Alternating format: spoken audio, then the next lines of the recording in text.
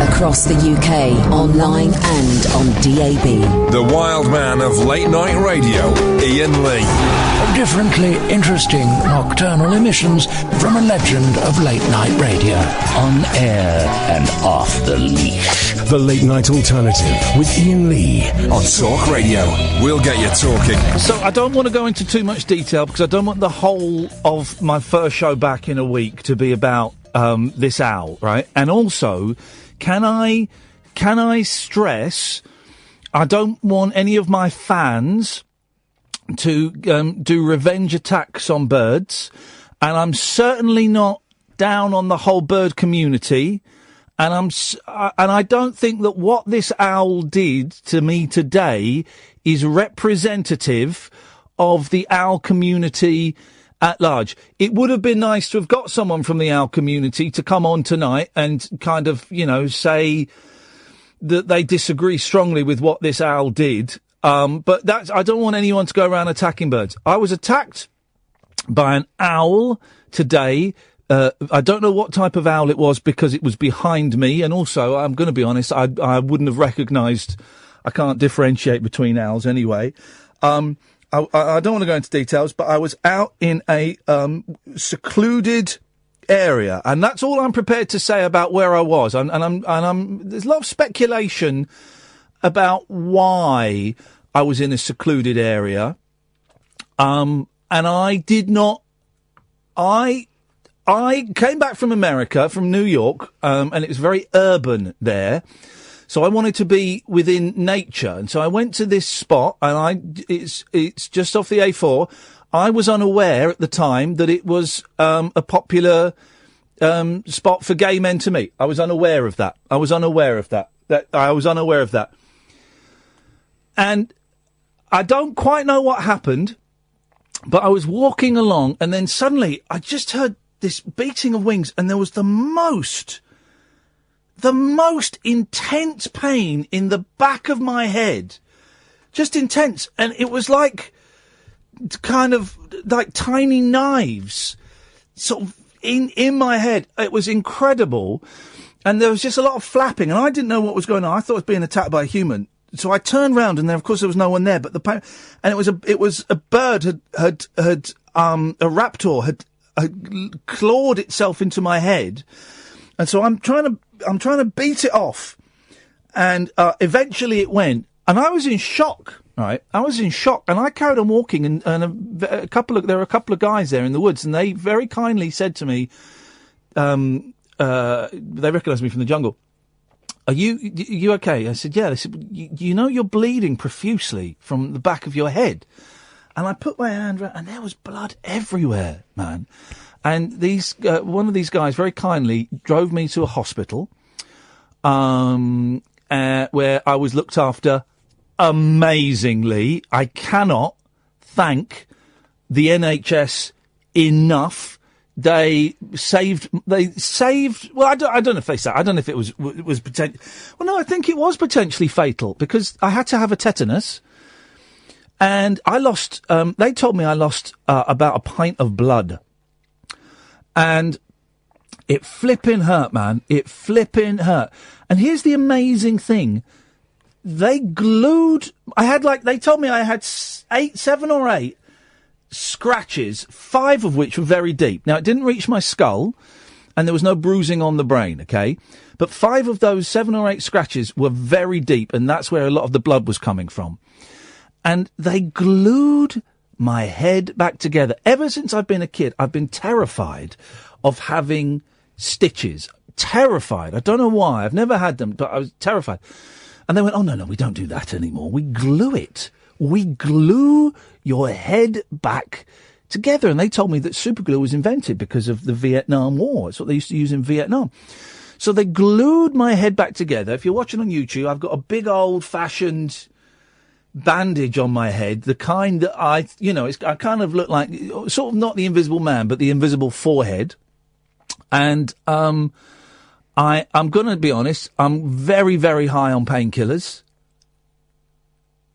But they said the doctors and the nurses saved my life. The guy who took me there saved my life, and I bled all over his car, and I apologise for that. But he was a very nice guy. He put a towel down, but there was blood everywhere, and I don't really remember, much from that. Not because I passed out, but I was in shock. I was in shock. I want to thank everybody on Twitter who's been sending me support. Thank you. Everyone who's been doing an owl joke. I get it. You're calling me a twoo and things about Hooters and things like that. I get it. It's funny. It's funny, man. I can't laugh about it today, but who knows? Maybe in 2 or 3 months, maybe I'll be able to look back and laugh at the day that I was attacked by an owl. The scumbag press, the red top press that have been hounding my agent and hounding me, up yours. Well, you didn't waste time in making online stories about it. Clickbait out of my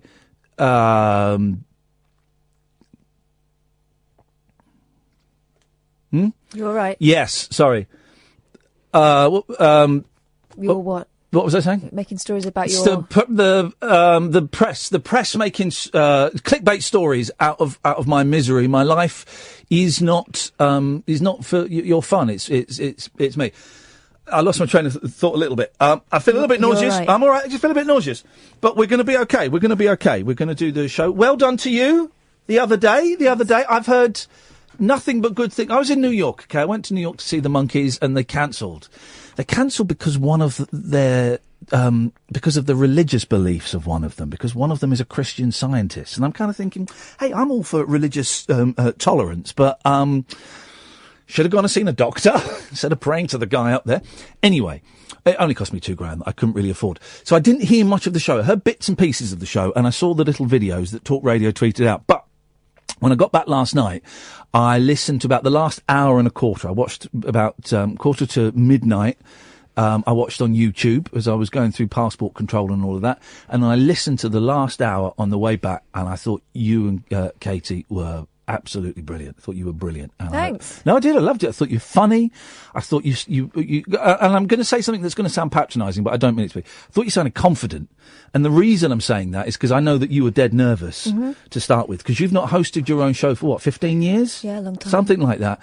And I don't think I'm breaking any confidence by saying that you told me privately that you were nervous about it and you weren't sure whether you could do it.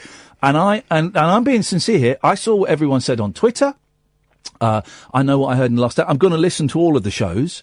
And people loved you, man. So you should be very proud of yourself. You should be very proud of yourself. I was laughing a lot in the last hour yesterday, and I applauded when you ended. I thought you were maybe, a little bit too good. It was like you could have just toned down the skills a little bit for me. But genuinely, I was really proud of you. I thought you did brilliantly. Thanks. I appreciate that. Are you pleased with it? Yeah, I think so. Really? Oh, Yeah. That's a good position to be in. Yeah, I think so. It's tricky, isn't it? Yeah, no, Being I'm objective still... about yourself is yeah, hard. and I'm still waiting for someone to go, yeah, no, we realised you're crap, really. That's imposter syndrome. That's Yeah. every day of my life. But you're filling in again in August when I go back to New York Well, in I've August. not heard otherwise yet. Okay. Well, I spoke to the boss. Boss loved it. Then he loved it. And people loved it. And I saw on Twitter people loved it. And there's a thread on the Talk Radio listeners page. And when I looked at it, everyone was saying really, really nice things about you. So you should dig that. So we're back. I'm back. I'm a little bit woozy tonight. It's very hot in here, but we'll be all right. 0344 499 1000. I've got lots to talk about. The Kinks. Mr. Rogers. The logbook. We're going to talk about the logbook, the stock photo woman, dogs giving CPR, and Gemma Collins. All of that we're talking about today. But before that, got something very important. Good evening, Alan. Hi, boss. Is your name Alan Peter Caddick? That is the name given to me by birth. Okay. And whereabouts do you live, Alan Peter Caddick? In Birmingham. And can I get your date of birth, please, Alan? I'll tell you off air. Okay. It says here secret about their date of birth. You're the Alan Peter Caddick that I wish to speak to. What was I wrong? I hereby charge you, Alan Peter Caddick, with very, very serious counts of falling asleep on the air several times. Well, that defence was well, that's what I remember was last Tuesday. Of singing hideously out of tune on air several times. Was that when Kath and Katie were on? And of being a very dull caller several times. How do you plead to the charges, Alan Peter Caddick? Can I just say? Yes. Be careful what you say, Alan, because anything you can say now will be used against you at some point or something like that. Guilty. Oh dear. Okay. Why would you do that? Well, this is actually really serious, Alan. These charges are real. They have been put against you. Can I ask, Friday night between 10 and 11, what are you doing? I called Kath and Katie as normal. Not last Friday, you muppet! This Friday! It hasn't happened yet. So, yeah, I know. That is why. Oh, that's another charge, being a dumbass. What will you be doing this Friday between 10 and 11 for the whole hour? Calling you. Yeah, too right you will, son, because do you know what's happening between 10 and 11 on Friday? No, I don't. It's Talk Radio versus Alan Caddick. You're going to be in court, my friend, and I am going to be prosecuting you on behalf of the listeners of Talk Radio, and Catherine will be the judge, and I am hoping I can get you sentenced to 10 years minimum banned from phoning up this radio station. Well, I pleaded guilty, so I'm pleading for a lenient sentence. I suggest what we need to do, 0344 499 1000. What we need is a solicitor for the defence of Alan Peter Caddick, someone who can be on the phone on Friday between 10 and 11 at night and defend. This is not a joke. This is serious. Catherine is the judge here, and you could get a minimum of 10 years banning from phoning in this station, okay? So we need to find you. I'm a bloody good lawyer, right? I'm a bloody good lawyer. So we need to find you good defence counsel that you better hope, young man, can go toe-to-toe against me. I don't think I'm up to it. What do you mean you're not up to it? I just know I'm going to lose. Hang on a second. Let me just take this call. 0344 499 1000. If you think you could be, and don't worry, the rest of the callers who don't make it as Alan's defence, the rest of the callers, you will be called upon, first of all, as witnesses, and then at the end we're going to do a lightning, straight to air, of the jury. So you get to decide whether he's guilty or not guilty. We've got a caller here. What is your name, caller? Yes, my name is Michael Tristan. Michael Tristan, and what have you called in for? Michael Tristan QC. Okay, I do see, yes. Yep, no. I would like to defend Mr. Caddick. Okay, here's the thing, Michael. Here's the thing, Michael QC, is you can't defend somebody using a false name, Gatford, so get stuffed. You see, isn't it funny? Alan, you're drawing criminals to defend you. I didn't want Gatford. I want my trust law, not Gatford. Yeah, you're right. Let's try Nick. Good evening, Nick.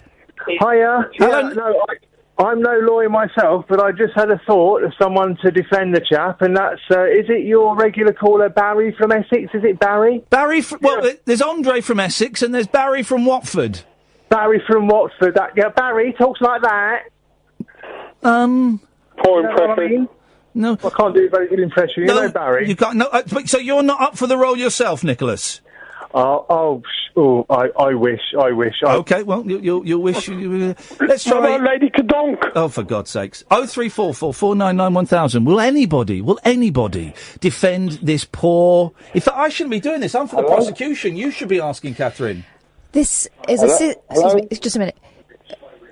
Silence in court. Silence in court. This is a process to which everyone has access and everyone has the right to a defence. Should anyone proceed to come forward, thank you, we'll appreciate it. And otherwise he's going to have to defend himself and he'll be going down. Say silence in court again. Silence in court! Who is this? Who is this? Step forward. Who, me? Step forward. Me? You. Yeah, hi, it's Dr. Andre speaking. Silence in court! Hello? You may proceed. Right. I think that is a ridiculous idea. Yes, caller. Yes, who is this, please? Hello? Okay, well, listen, it's not looking good for you, Alan. It's the case isn't until Friday, and it's not looking good for you. Let's try Hello, Wasim? You're all right, yeah. I defend Alan. Oh, God. Alan, do you choose Wasim as your defence counsel? No, Wasim. Thanks for the offer. Okay, let's try Simon in the New Forest. Good evening, Simon. Good evening, welcome back. This is very, very serious. I wish to state that I think the person most apt to do the defence is going to be Andre. Silence in court. Overruled. Sorry, Simon. No. I don't think that's going to happen. Let's try. I think I see who's going to be your defence. Let's try Hannah. Good evening, Hannah. Caddick solicitors here. Oh, God. Lady Caddick, I need help big time. I'm here. I hire you as my solicitor. When do you want booking in? Friday? Yes, please.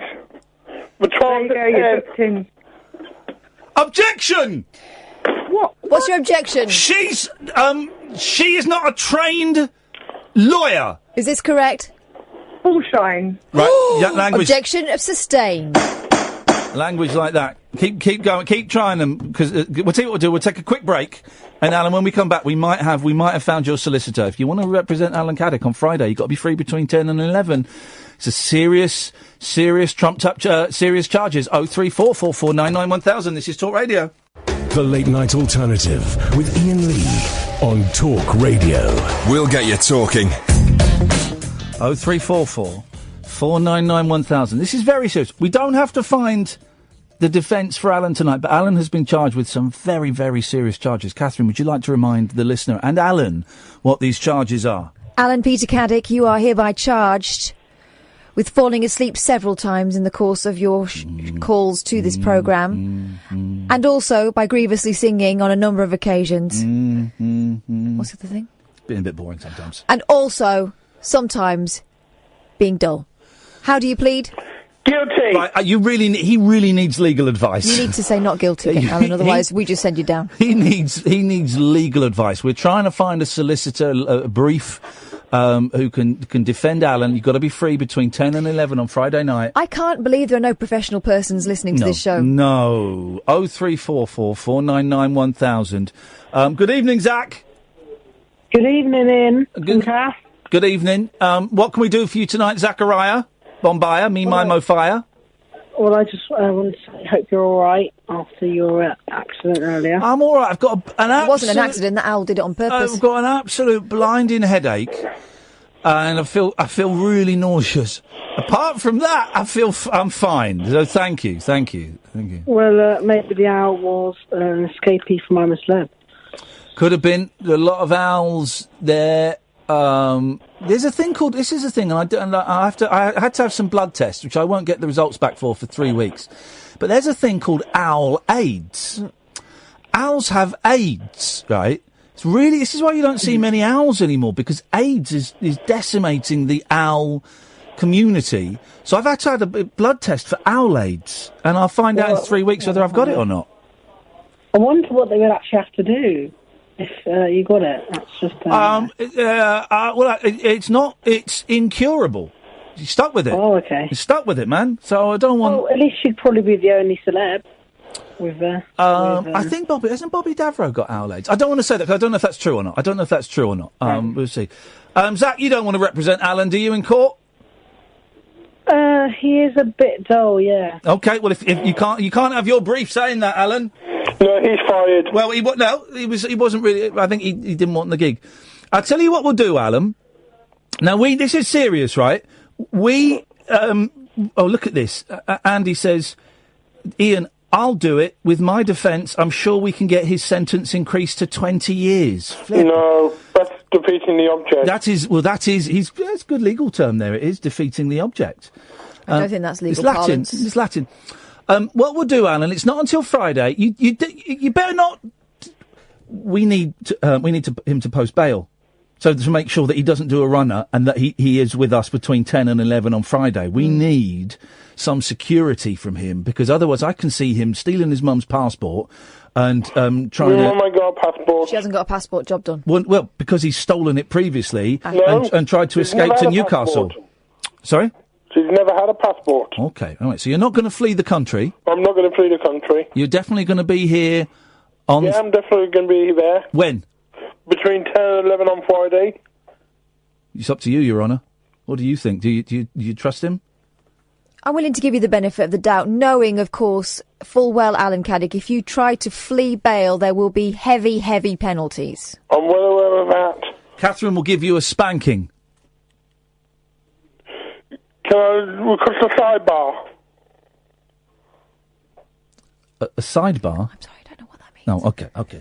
Alan, we'll speak to you... Well, we may speak to you before, but we'll definitely speak to you on Friday. Okay. Thanks for calling. He's so going down. I'm so looking forward to this. I got my legal training at the weekend, and we're going to destroy him. But we do need someone to defend Alan on Friday. If you think that's you, 0344 499 1000 is the telephone number. Speaking of telephone numbers, it's a phone-in show. So we're in New York, and I saw this amazing... Can you Google the guy's name? In and of itself is the magic show. I saw this amazing magic... I went to see the Monkees, and they cancelled, right? And it was really annoying. And I was kind of at a loose end in New York. And so I went online, and somebody suggested some really good shows. And Catherine suggested I go and see like a Salute to Frank Sinatra, a sort of supper club. Oh, brilliant. Cabaret club, 54 Below. Just me on my own, sat there. So I went to this place, 54 Below, and I sat at this table on my own. And I was thinking, oh, God, it's like a table for four. I was thinking, oh, God, I hope no one else comes. And some woman came and joined me, Holly. It was very nice, actually. And she was friends with the guy that put it on. It's proper old-fashioned cabaret. I ordered the three-course meal. It was delicious. And this guy came on. It was about Frank Sinatra. He said, we're here tonight to celebrate Frank Sinatra and what would have been his second century. Frank was born in 1918. And he was doing this kind of thing. And so he did a little 10-minute intro. He said, well, now... to salute Frank, would you please welcome on stage our first performer this evening, singing New York, New York. It's from the Broadway musical Touch My Toes. It's Mr. Andy Rogers. And this guy came out and sang New York, New York, and he went off. And then another guy came out and sang a song. And then a third guy, and these are all quite young men, right? All quite young men. And the third guy came on, and he said, star of stage and TV. And I thought, this old guy came on, old, in his late 50s. He looked buff, very buff. And I thought, I recognise you. And I was staring at him, thinking, and he was that kind of, I don't want to say arrogant. It wasn't arrogance, it was confidence. Confident swagger. I thought, I know you, how do I know you? And he went off stage, and round of applause, and was winking at the ladies and stuff. And then he came back 20 minutes later, and the lovely lady I was sat with, Holly, went, he's from the Dukes of Hazzard. It was one of the Duke boys. It was, was it Luke Duke, Kath? I think you're thinking about Luke Duke. It was the dark Duke, not the blonde Duke. I wasn't allowed to watch the Dukes of Hazzard. I don't know why. I think it was a scheduling problem in our house. I never really saw it. But it was one of the Dukes of Hazzard. And I couldn't believe it. I was thrilled. And then he came off, because he was going to go on at the end and take a bow. And he came off, and he sat next to me. One of the Dukes of Hazzard. I think his name's Tim Wanacott or something. And no. That's a cricketer, isn't it? I don't know. It was something like that. And he leant... I said, oh, well done, man. I enjoyed that. He leant over and said, where are you from? He said, what's your name? I said, I'm Iain. I'm Tom Wanacott. I said, okay. Where are you from, Iain? Oh, I'm from London. Oh, I'm going to London in July to sign some autographs for the Dukes of Hazzard. I said, oh, what, at the Comic-Con event? Yeah, sure. And I thought, well, this is a unique opportunity. I'm going to do that thing that I never do. I'm going to make contact with this guy, and I'm going to invite him on the show. And I never do that stuff. People like Jamie East, they do that stuff all the time. That's why Jamie East has I think his show's called The North Pole. He has movie stars on and all these kinds of people, right? And I thought, I'm going to be like Jamie East. And I went, oh, you're going to be in London in July? You should come on my radio show. And he looked at me, and he looked at me and he went, And he turned away. The Duke boy blew me out. He turned away. You got showbizzed. I got Al Jardine by the Duke boy. I couldn't believe it, but it was great. And you're in there for an hour and you pay $60 for a ticket and $70 for a meal, and the food was great. And you come out and it was 8 o'clock and it was like, wow, I've had a great time. I was going to tell you about a magic show I saw. I will tell you about it in a second. 0344 499 1000. This is the Late Night Alternative with Iain Lee and Catherine Boyle on Talk Radio. Across the UK, online and on DAB. The Late Night Alternative with Iain Lee on Talk Radio. We'll tell you about the magic show in a bit. And the name of the guy, and a little idea that I've kind of taken from it and twisted a bit, the logbook. We're going to have a logbook for the show, and we need a volunteer. We'll get to that in a bit. Let's take some calls first. Here's Bob. It says, Bob, you're from the Daily Mail.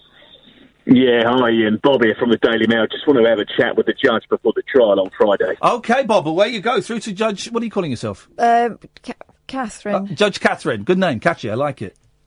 Catherine, hi, yeah, Bob here from the Daily Mail. A lot of people are saying that you shouldn't really be involved with the trial, seeing as you were actually on air at the time of the alleged offence.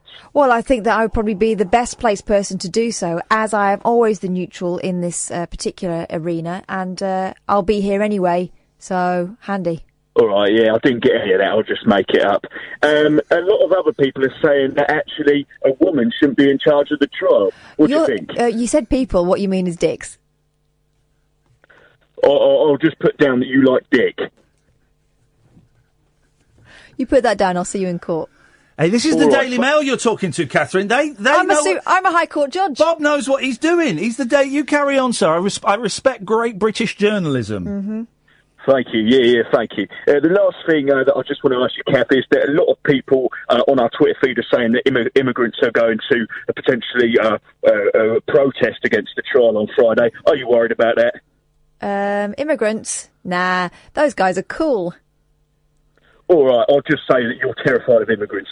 Thanks a lot, Kath. Good luck with the trial on Friday, love. Thank you, Bob. Well, that's great. We're getting a little bit of press for the show. I'm not convinced that's going to get reported right. That is great. Now, listen, British journalists they know that...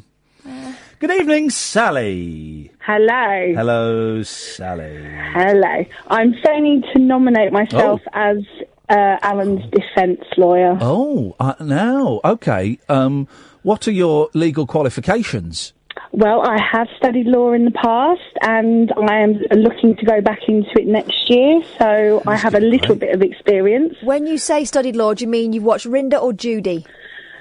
Oh, well, I do watch Rinda, but no, I studied it and have a qualification in it. OK, well, the most important question to see whether you're suitable for this is, are you free Friday night between 10 and 11? I am, yes. Well, then you've got the gig as far as I'm concerned. Alan's not here. Alan's not here. Right, the way it's going to work, Sally, is the prosecution goes first, so I'm going to destroy your client. We're going to get a load of witnesses as well. And if there's time, then you can defend him a little bit. Well, actually, no, the defence actually goes first, but... Is that true, Judge Catherine? Yeah, all right. Oh, hang on a minute. No, you want the... I'll send you this on your computer. It's all right. There we go. So I've ordered a real one. OK. Oh, great. There we go.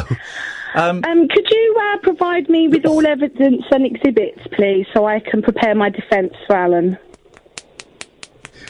Yeah, OK, I'll do that. It's all in the public domain. No, I'll send her a Caddick days, that sort of thing. I'll send her a Caddick as a dick pack. No, it's not a problem at all. You've got one handy. Yeah, I've got. It would be a great pleasure to send that to you, and I look forward to facing you mano a mano in court. That doesn't mean what you think it means. I look forward to beating you. And that doesn't mean what you think it means.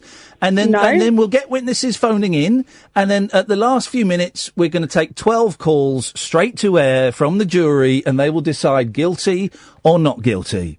That's great. Thanks very much for calling. Thank you. Going to destroy you on Friday, bitch! Whoa! Sorry? Objection of that language. OK, hang on a second. Overruled. You're not allowed to overrule. That's my job. Well, I've got the gavel at the moment. Well, you're not. Never. I like the mushy peas. So,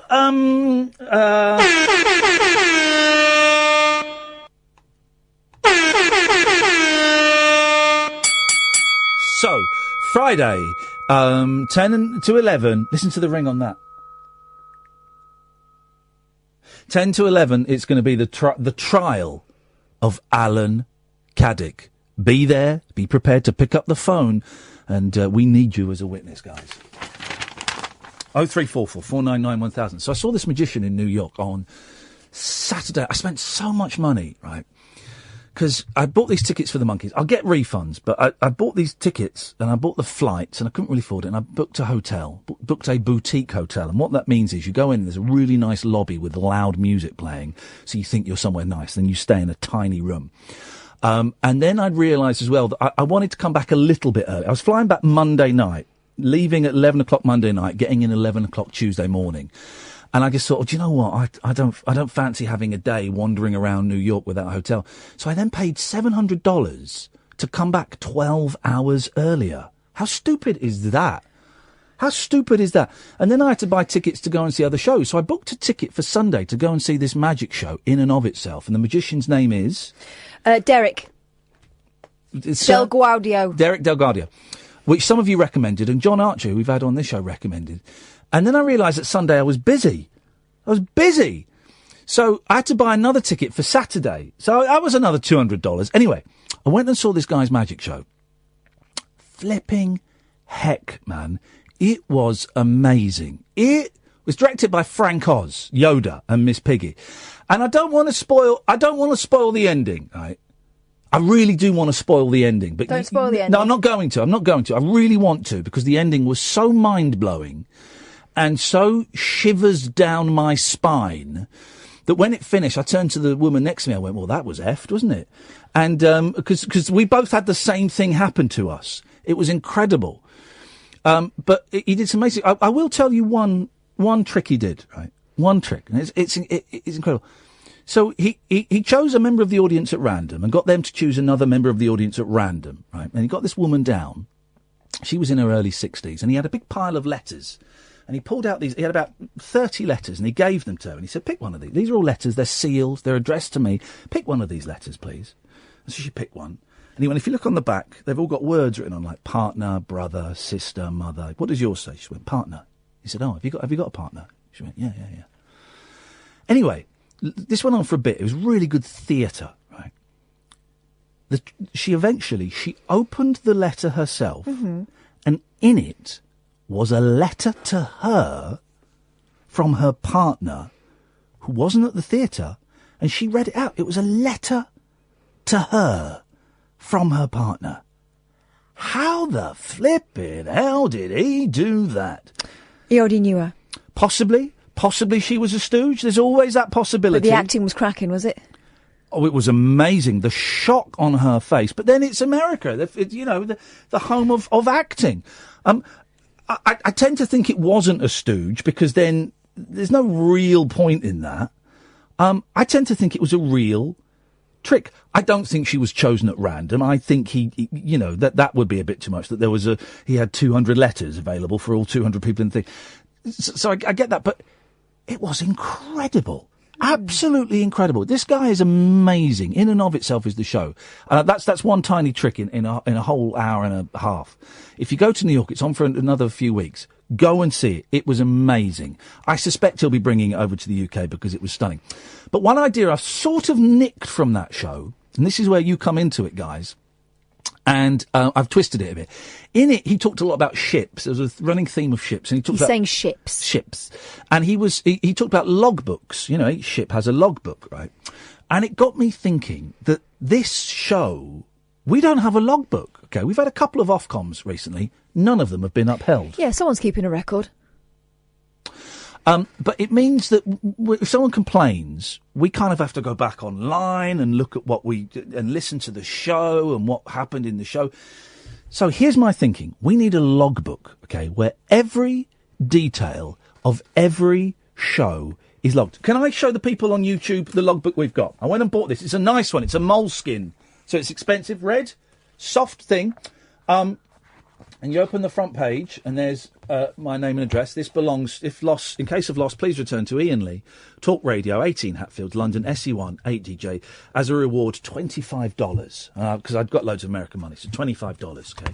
Then you turn the page, and you look there, and we've done a title page. What have you, because I did it yesterday, TLNA, with Iain Lee and Catherine Boyle. I've drawn a picture of a log and a book, logbook, volume 1. I've done a telephone, a radio. Catherine's been doodling. You've done a ghost. I guess that's me. Yeah. Fat me. Well, I haven't finished yet. Well, I don't know how you're going to make the face slimmer. A well. Oh, and an owl. You're a tit. You're a tit. That's trolling. I also did. Look there. What's that? Can you tell what that's supposed to be? That's a gay robot. Sexy robot. Okay. I hate you. So it's a logbook, right? And I don't want to fill in this logbook. And I don't want Catherine to fill in this logbook.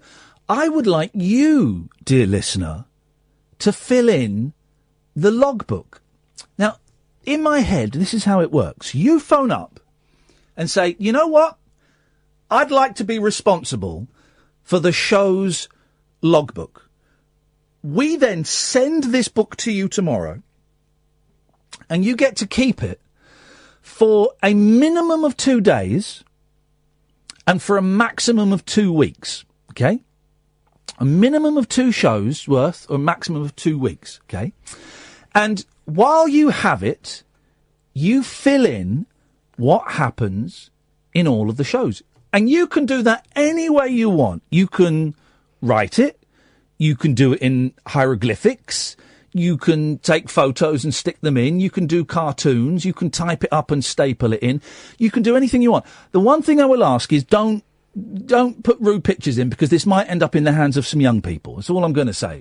I don't think we're going to send it to anyone under the age of 18, and we will warn parents that, you let their kids go in there and have a look around, but just check it to make sure. Because I really don't want to see this book for another 6 months. I want to send it out, and I want it to go out on its journey. And then when the first person has finished, a second person gets in touch. And if you're happy for us, second person, to give your name and address to the first person, they send it on to you. And if you're not happy for that, then the first person sends it back to me and Catherine, and then we send it out to you. And it really, and when I say write down a detailed description of everything that happens in the show, me and Kath ain't going to look inside this book for at least 6 months. We're not going to look in this book until Christmas. That's my plan, okay? We're not going to look in this book until Christmas. So you can kind of do whatever you want, is what I'm saying. You have it for a minimum of 2 days. You have it for a maximum of 2 weeks, and then you either send it back to us or you send it on to the next person. 0344 499 1000. Now, I know this is a weird thing, and I know this is a thing that is slightly outside the realm of a phone-in radio's remit. And just to stress, you've got to be 18 or over for this. To start with, we'll see how we get on, but I think 18 or over.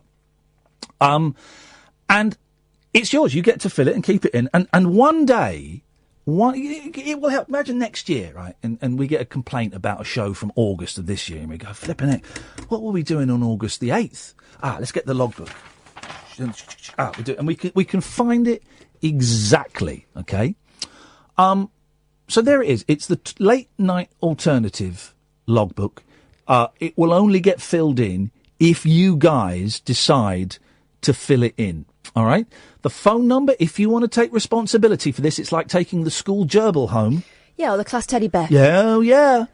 0344 499 1000. 0344 499 1000. This is the late night alternative with Iain Lee and Catherine Boyle. The wild man of late night radio. The late night alternative with Iain Lee on Talk Radio. We have ways of making you talk. 0344 499 1000. Let's go to Eben. Good evening, Eben. Good evening, Iain. How are you doing, Eben? I'm really good, thank you. What have you been up to? I don't care, actually. Don't answer that question. I don't care. I'm not interested. What you got for us, Eben? I phoned in today. I'd be up to filling out the logbook. Hey! We've got our first recipient of the late night alternative logbook. And also, he's a sensible chap, so he won't end up with any kind of horrible pictures. This is a big responsibility, Eben. You understand what you got to do. We'll send it out to you tomorrow, and you have to fill in everything that happens on the show. I mean, you know, use that term as loosely as you want. You can do it any way you want. Drawings, photographs, writing it. You do whatever you want, mate. Any ideas how you think you're going to do it? I'll probably do it in the writing format because I've had quite a bit of practice at writing reports with my job. Oh, he's a professional writer. I'm a secret shop and a compliance. Oh, of course, he's the secret shopper, isn't he? He's a secret shopper. This is a great start for the Late Night Alternative logbook. Yeah. All right, Eben, and how? I tell you what, you don't have to tell us how long you want it for yet. We will get it out to you tomorrow. So hopefully you'll get it Friday. You might. No, tomorrow's Wednesday. Yeah, hopefully you'll get it Friday. We'll send it out first class. Hopefully you'll get it Friday. Can you give us a call on the day that you have it? Okay. And also, can you sort of, if you get a chance to, for today and tomorrow night, can you sort of just sort of make it up a bit and fill it in? Make it sound really good. Yeah. You just make it up and say Tuesday it was funny and Wednesday it was really even funnier. That kind of vibe would be really appreciated. Catherine was really funny. And Ian was funnier. Yeah, of course. All right. I'll make a little note. Eben, I'm going to pass you back to Sam, and Sam is going to take your address, and we'll get it sent out to you tomorrow, mate. Okay, thank you. Thank you very much. There we go, the logbook. We won't be seeing you for a while. That gets sent out now. That goes to Eben. We don't see it for ages. It's exciting, isn't it? Yeah. It's exciting. Take a look at it, because it's nice now. By the time it comes back, it's going to be covered in all sorts. Oh, yeah. And you guys, you can deface it. Don't be rude, is the thing. But you can deface it. You can draw on it. You can... Whatever you want to do, man. It's your book. It's your book. That's what it's all about. 0344 499 1000 is the telephone number. So talking about this Frank Sinatra, saluting the magic of Frank Sinatra that I went to in New York. And one of the young men was a tap dancer. I've never seen tap dancing done for real and done seriously. It was done seriously. And I'm sat there thinking, I think this is pointless. I think tap dancing...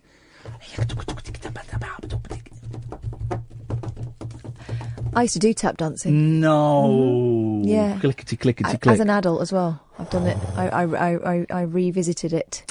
It's that this time with good shoes. Is it difficult? Because it's the kind of thing everyone thinks, I could do that. Yeah, it is difficult. You've got to be quite precise. Yeah. It's all about the rhythms you make. And it sounds better with a big troupe. Yeah. Well... It sounds like drums. No, I don't think it does. Because this guy on his own, I think it sounds... You've got to have a good pair of shoes. Yeah. You've got to have a good old stage.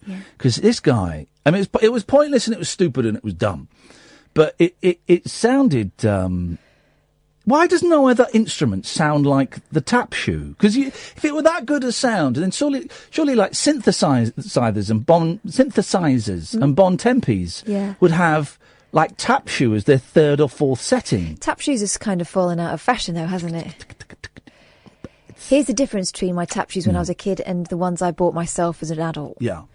Good taps, right? Yeah. You loosen them. The ones I had as a kid, it's just bong, bong, bong, bong. What do you mean? You loosen the shoes, or you loosen the actual metal? tap, so they clack together. So there's a clackiness to it. Got it. Like the old castanet. Exactamundo. But here's the thing, right? This young guy, 24. He had this situation, okay, that no one has called out yet, and I don't want to body shame, and I don't want to make light of this or be mean, okay. But it's something that you and I, Catherine, have noticed an increase in recently, and no one's called it out yet, okay? In the 70s and 80s, we all pointed and we all laughed, which was wrong, but it's what we all did, at the comb over, okay? So if a guy was going bald, he would grow his hair quite long on one side, and he would comb it over his bald dome. And everybody laughed at it, sometimes to people's faces, more often than not behind their backs, sniggering. There was always at least one teacher who would get caught in the wind, and then you'd realise that was a long piece of hair. Yeah, right. So that stopped. No one does the comb over anymore. Some do. There are some men still clinging to it. Very few. Very few do the comb over from right to left or left to right, okay? But the thing that young men do now, and it is young men, is the comb forward. So they grow their hair long at the back and they comb it forward. And this tap dancer guy on Saturday night was doing the comb forward. He was like 24. He was a decent singer, good looking lad. He was appeared on Broadway and stuff. But I'm thinking that isn't fooling anybody. You can see head through the hair, and you can see that the hair is about 6 inches long from the way you can see it. Ed Sheeran does the comb forward. It's combed forward. Now listen, it must be really difficult, and I'm lucky that my hair is hopefully going to stay with me forever, and it's just going to go grey, and that's fine. It must be very difficult for young men in particular. Young women and women is a slightly different issue. I'm speaking specifically about young men in their teens and 20s who are starting to go bald, okay? It must be really tough for them. And they look for every cheat and trick under the sun to try and change things around.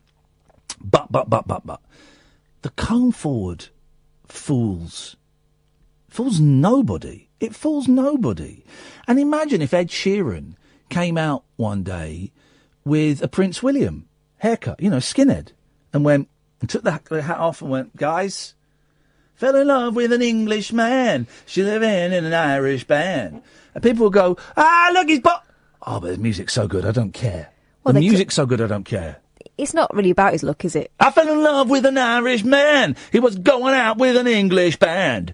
Your music's so good with Ed Sheeran. I genuinely believe that. I think it's some of the best music ever. That his baldness would not detract from it for more than 30 seconds. Baldy Sheeran. But this song's so good, isn't it? And so I just wonder and if you've got, I know, I'm not saying this so people can phone up and we can take the mic, right? And I suspect no one will phone in with this. But if you or someone you know and love has the, I suddenly feel very, very sick. We're talking about heads, and there we go. My head is started throbbing. Be all right. Hang on. That's okay, I got it. If you or someone you know has got the comb forward, give us a call, 0344 499 1000.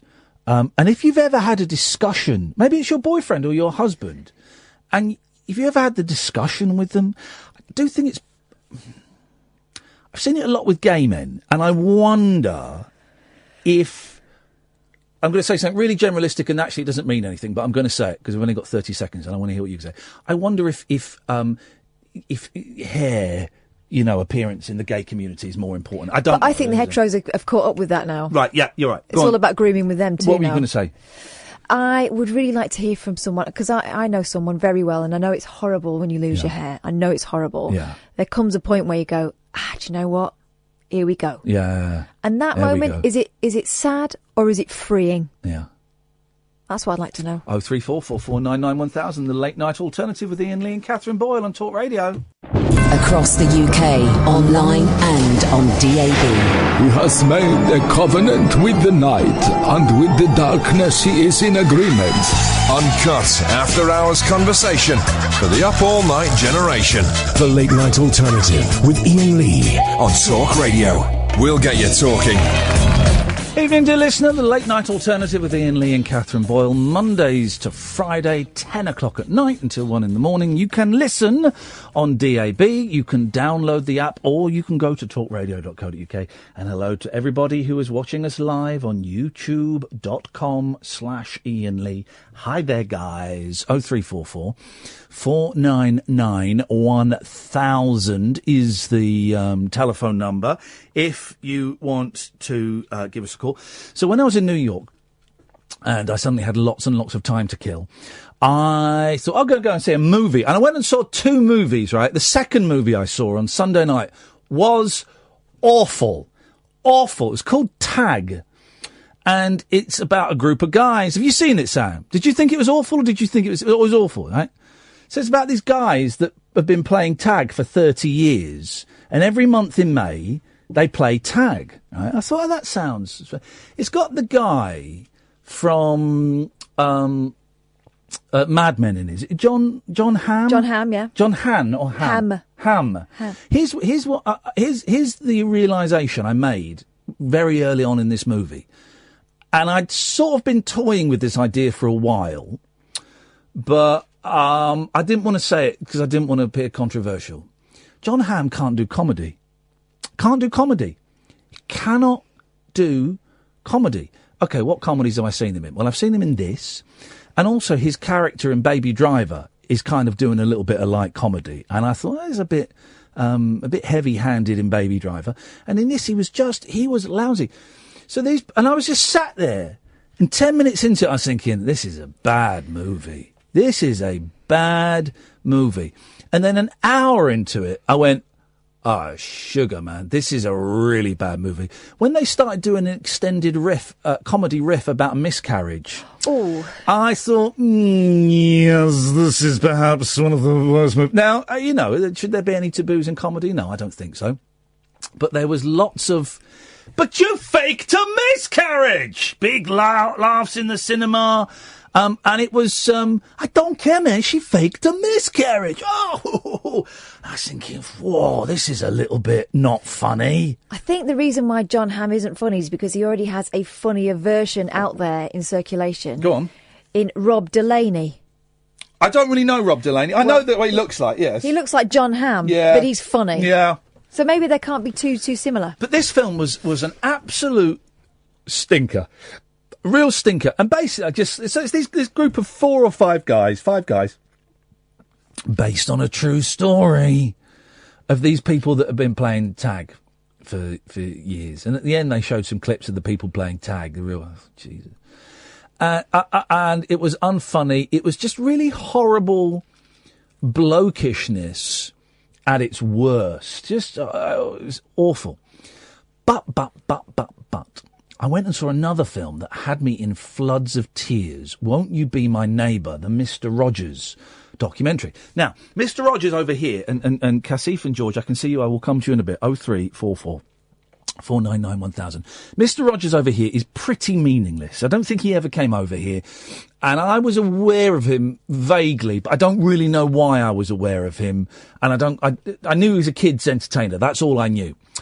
But I went and saw this documentary at 11 o'clock in the morning in this gorgeous cinema. I must show you a picture later on of this. I took a picture of the cinema. It's incredible.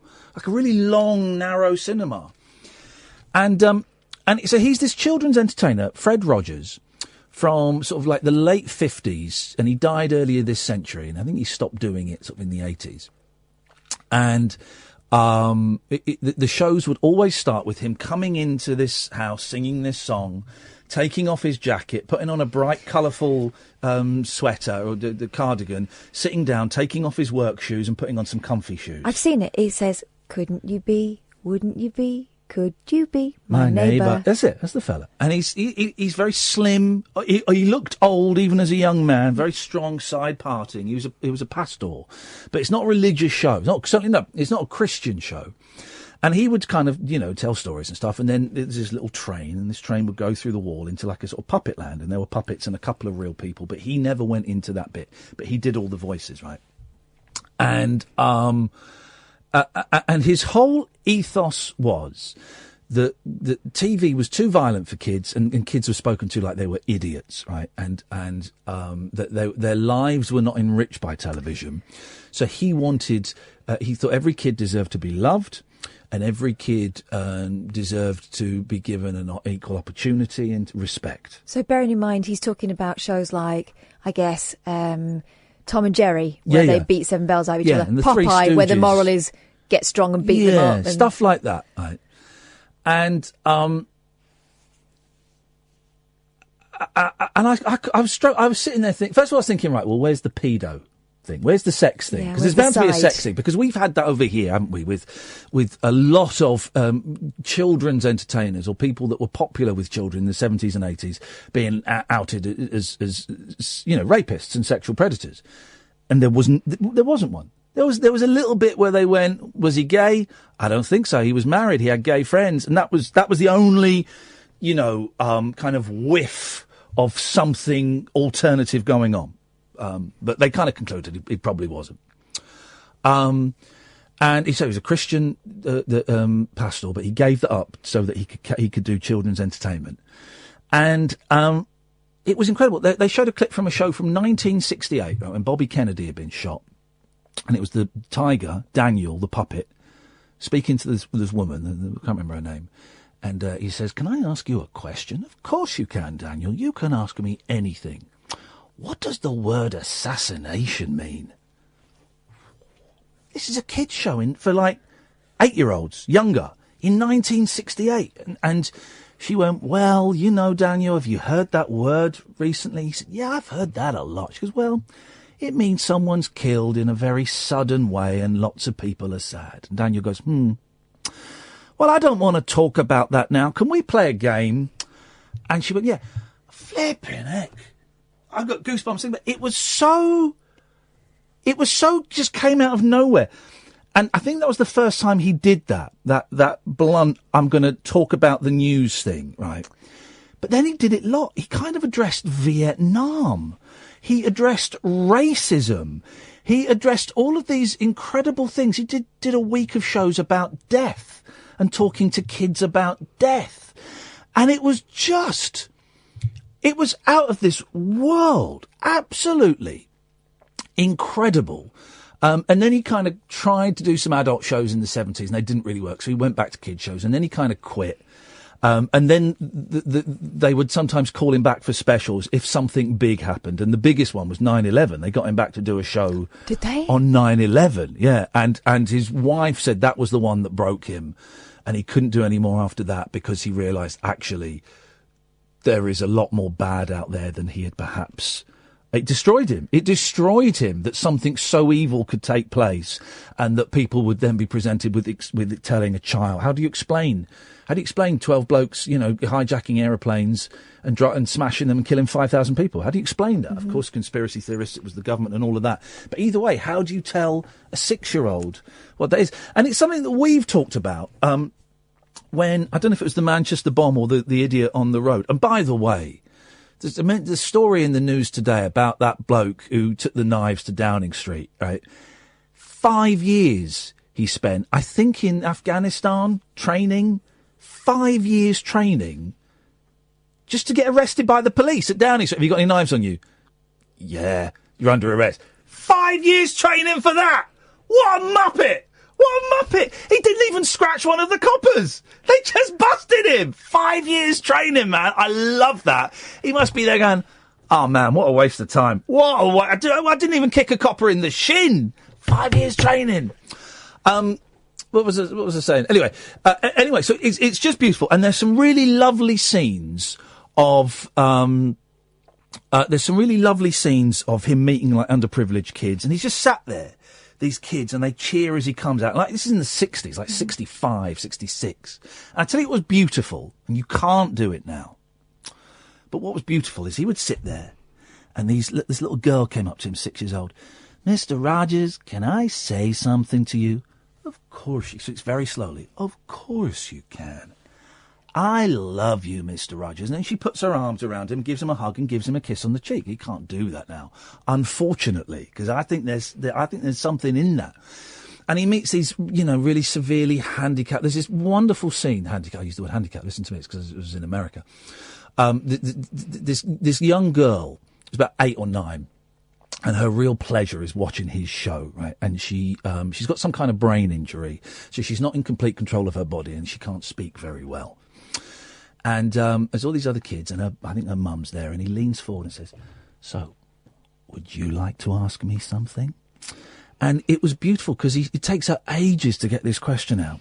And, I'm going to cry. And he just sits there and keeps eye contact with her the whole time and smiles at her. It takes her 2 minutes to get this question out. And he just sits there and goes, well, that's a great question. Thank you for asking me. And I will... Oh, it was beautiful. There's a great scene.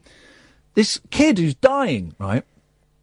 And he's got something wrong with him, and he has to have all these operations, and he's in a wheelchair, and he can't move, and all of that.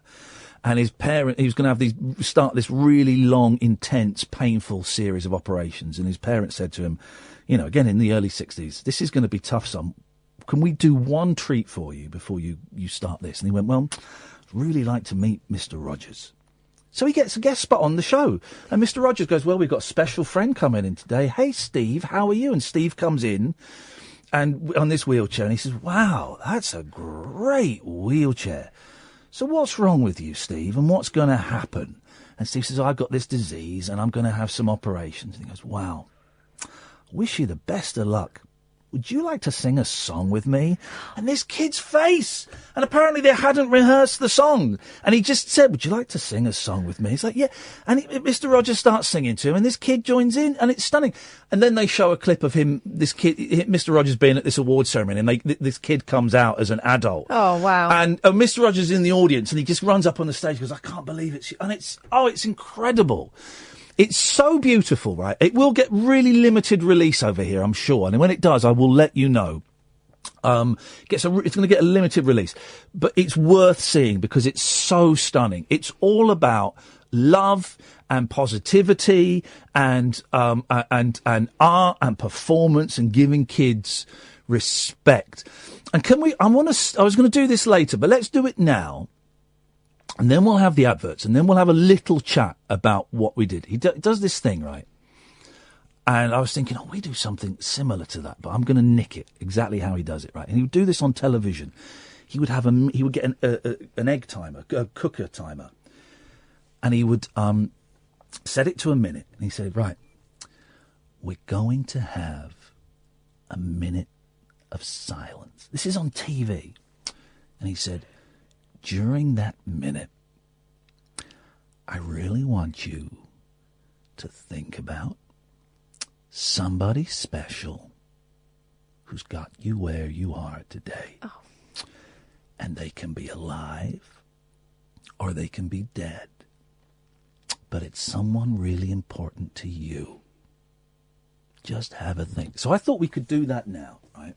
It's a little bit hokey, but they did it in the film as well. They had all of the contributors silent for a minute.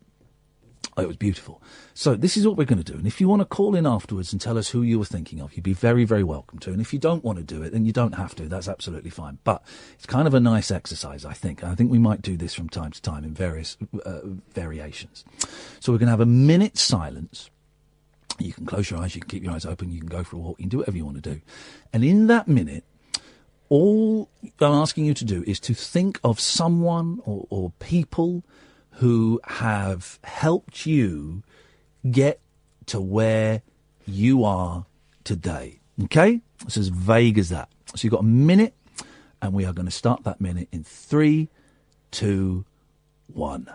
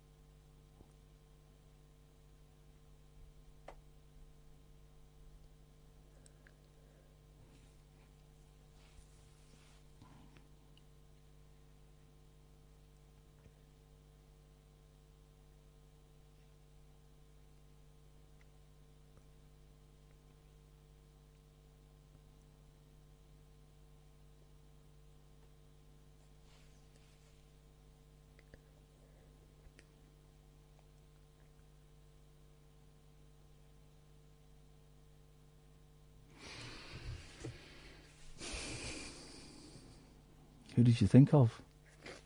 My gran.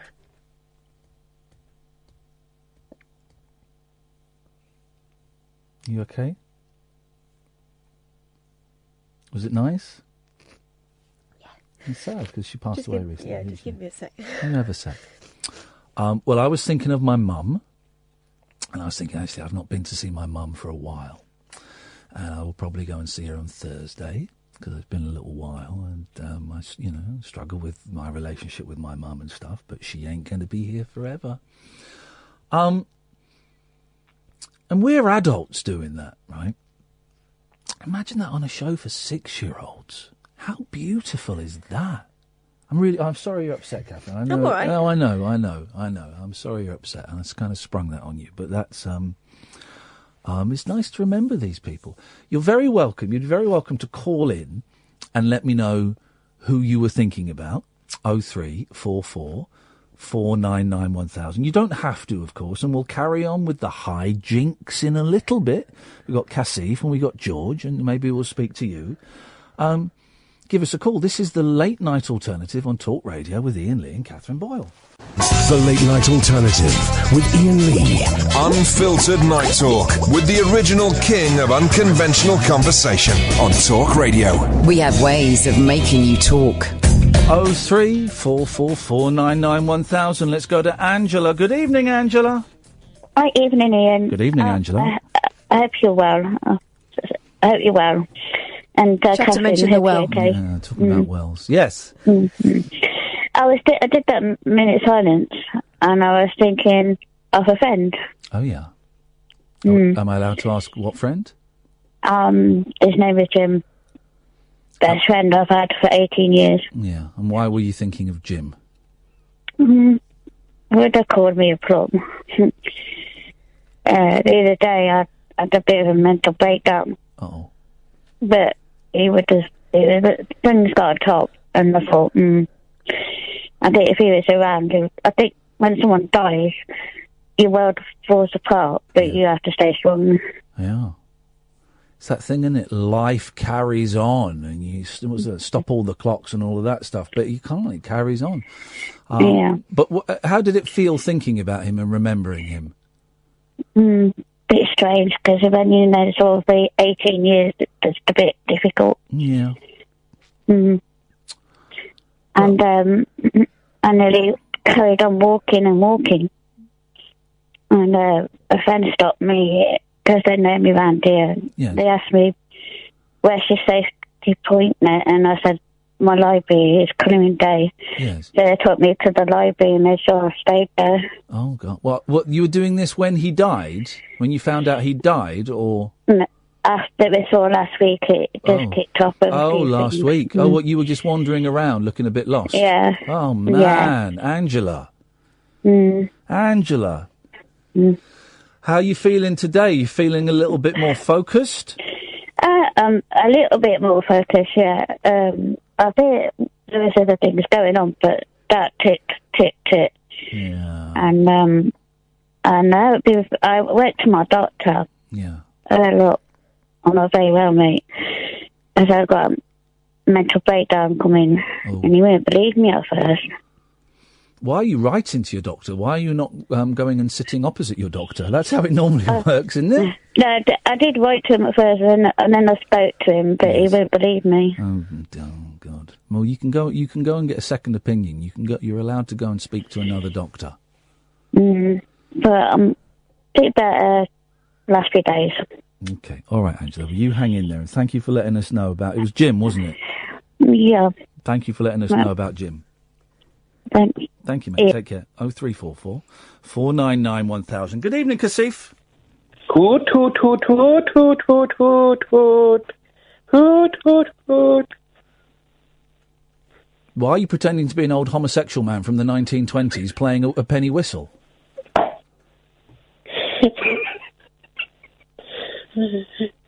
Hoot, hoot, hoot, hoot, hoot. Hang on a minute. Why are you doing the impression of a ghost? I'm confused.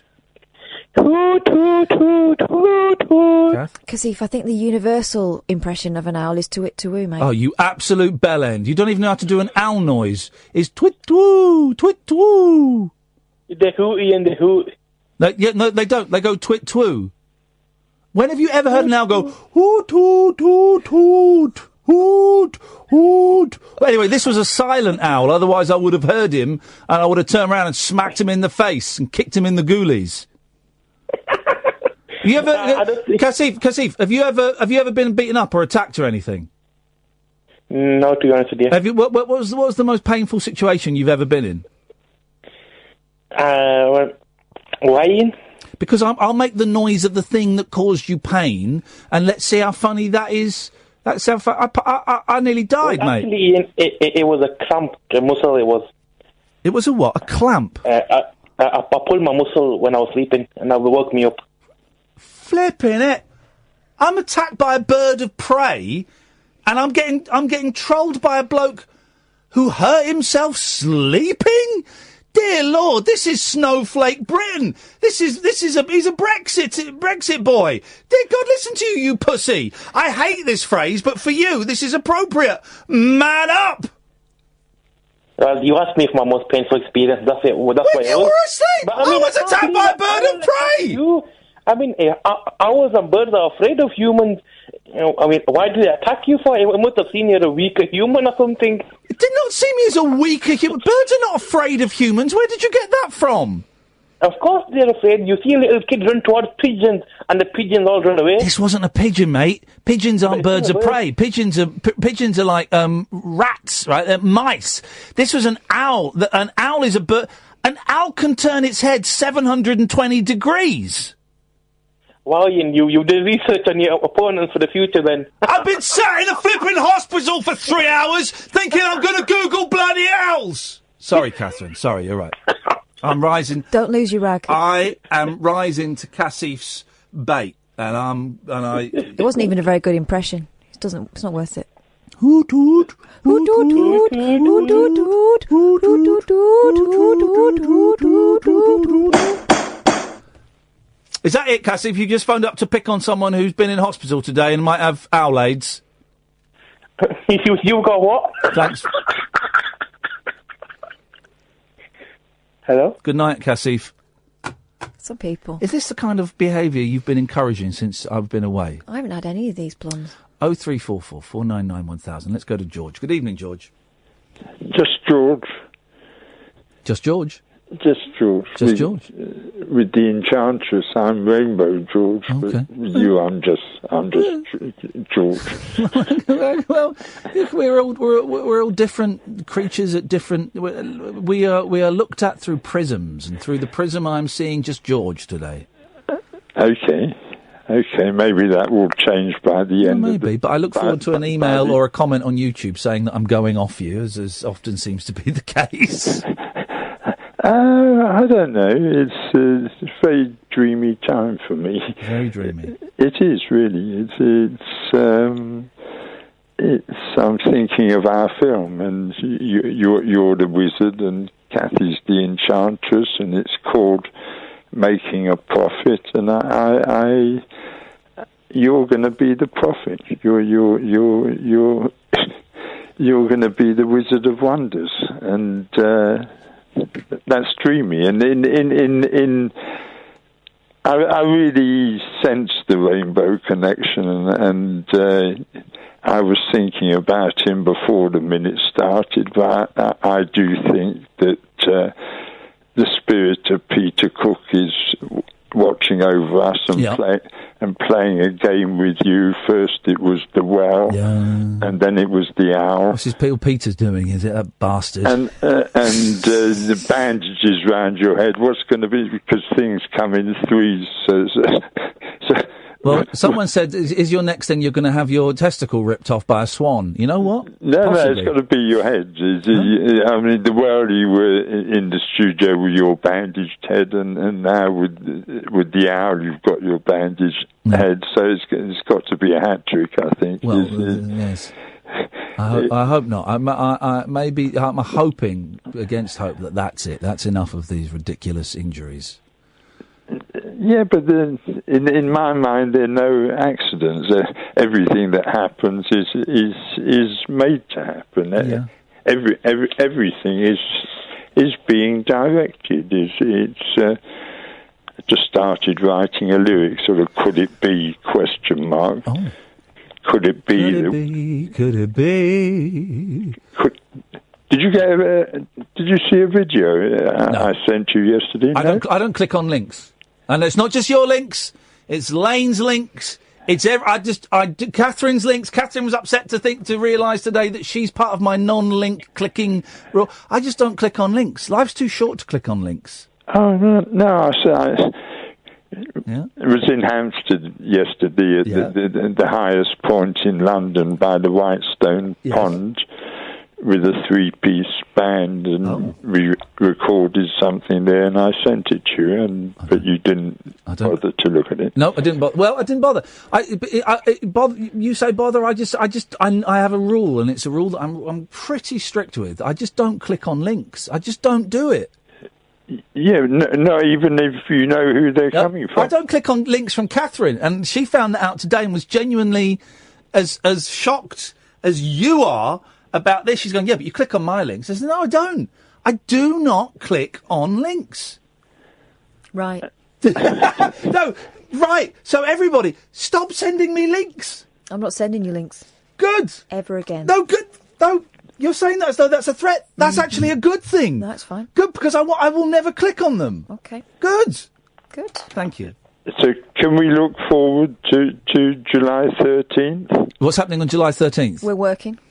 Yes, you're working, and I'll be working too, I suppose. It's the 33rd anniversary of Live Aid. It's the day that Donald Duck Trump is scheduled to arrive in London, and at long last it will actually be the launch of the Wonder Party. So I'm thinking it would be nice if somehow we could link to you at 10 o'clock and well, you can phone in, yeah.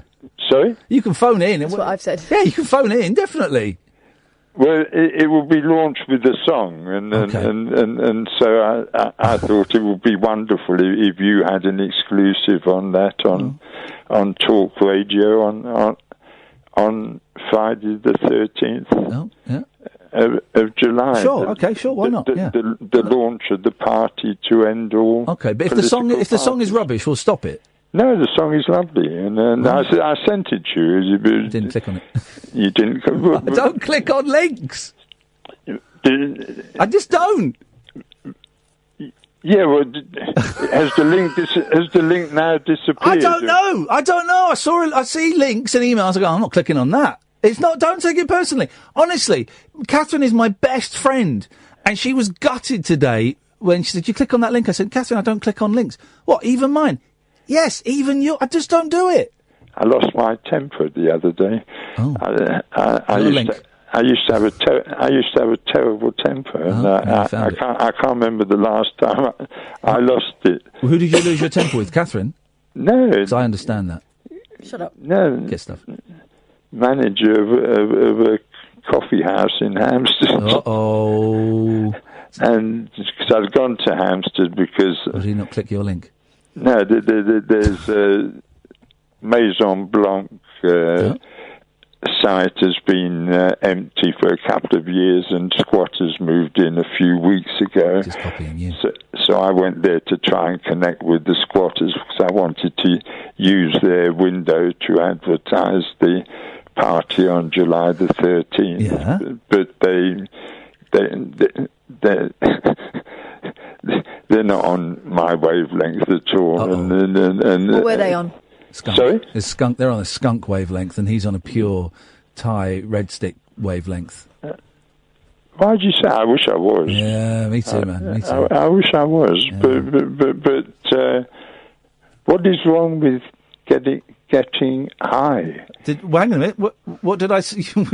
Why are you not hearing what I said? When did I say that there was something wrong with getting high? I don't know. I didn't. I don't know. The implication seems to be that... I don't know. Objection. For Ofcom reasons. For Ofcom reasons, we can't advocate the getting high. Well, no. Hang on a minute. I heard you and Katie talking about when you took ecstasy. I never took ecstasy. I heard Katie. I didn't hear you do a disclaimer after that. So you can kiss it.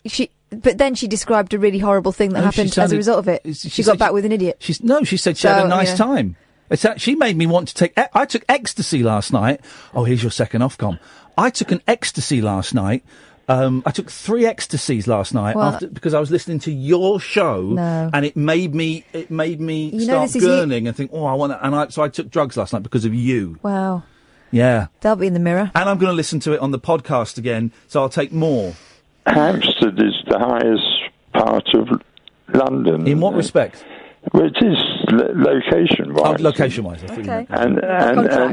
But it should be. I see the future. It will become Amsterdam, and there'll be lots of coffee shops and. I don't know if it will definitely be Amsterdam, but it's going to happen. It's going to be legal over here soon. It's all going to happen. Yeah, but Amsterdam it will be the place to be. Yep.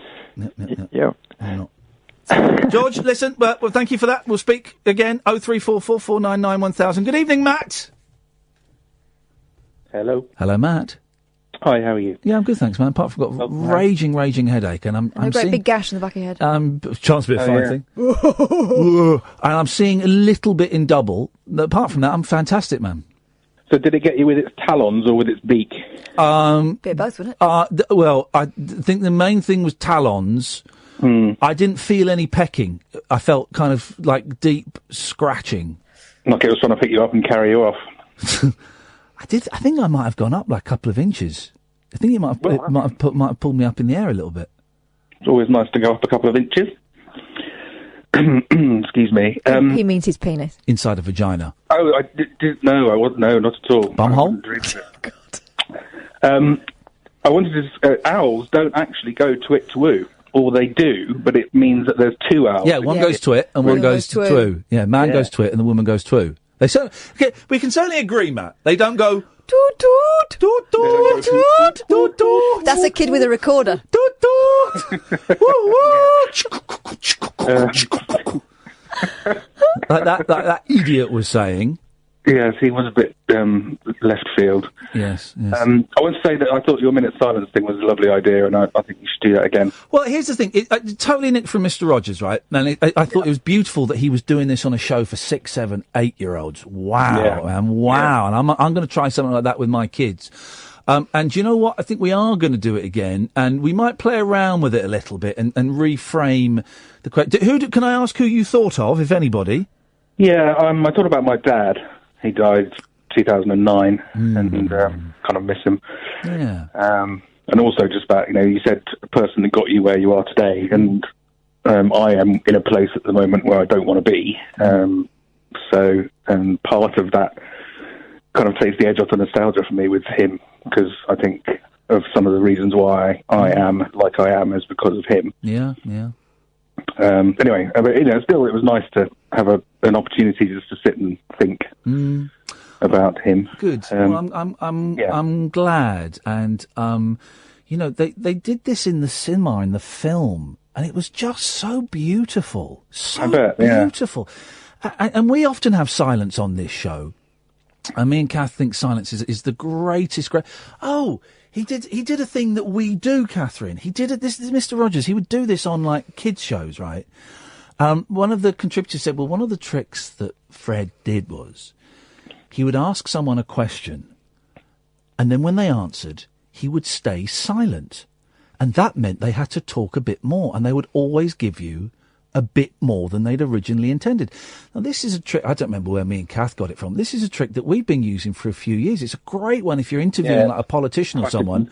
Classic interviewing skill. Oh, it's beautiful. Yeah. But this was a guy who was doing it on kids' shows just to get people to reveal a little, not to be mean, not to trip them up, just to encourage people to reveal a little bit more about themselves than they normally would. The guy's a genius.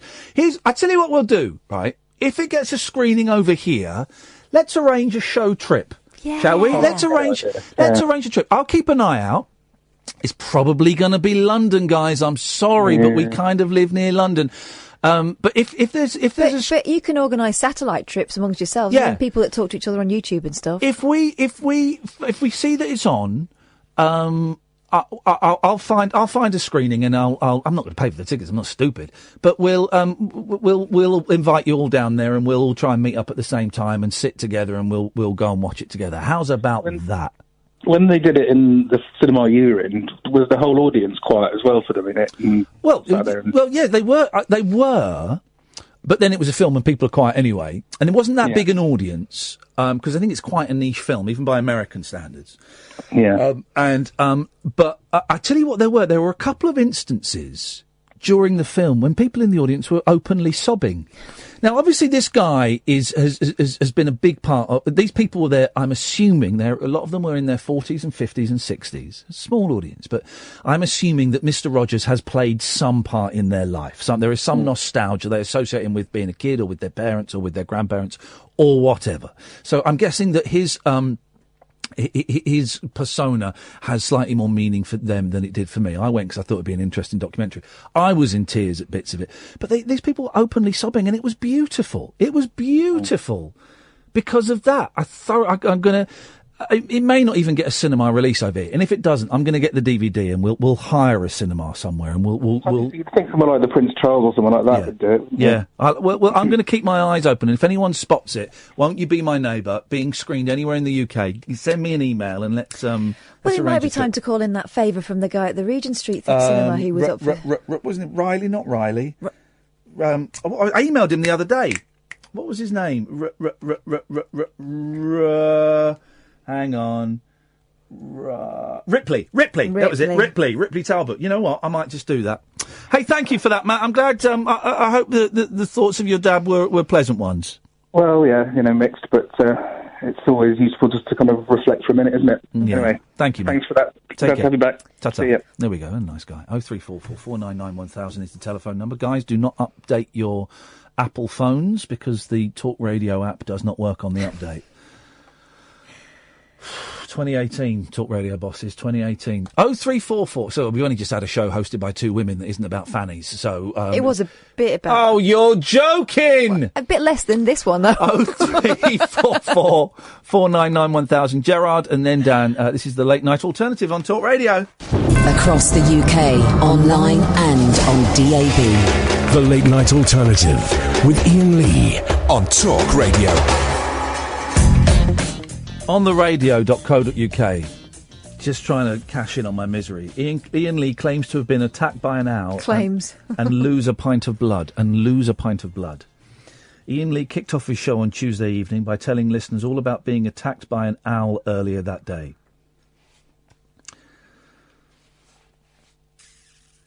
So I'm struggling to read it because it's quite emotional. Do you want me to read it? I would actually, yeah. Where is it? If you go to... I've just retweeted it. If you go to my thing, and I can't. So you mean I have to click on your link? You've actually asked for that. Don't laugh, Sam. You haven't got to suck up to her now. I'm the boss. You don't have to, Catherine. You volunteered. See, I might have muted you. Hang on. Where are you? It's the thing I've just retweeted, mate. Okay, I'm just trying to find it. No, I think I might have muted you. Okay, hang on. I'll just look you up. Unmute. Okay, yeah, I got it. Okay, I'll read it out. Let's see what's what here.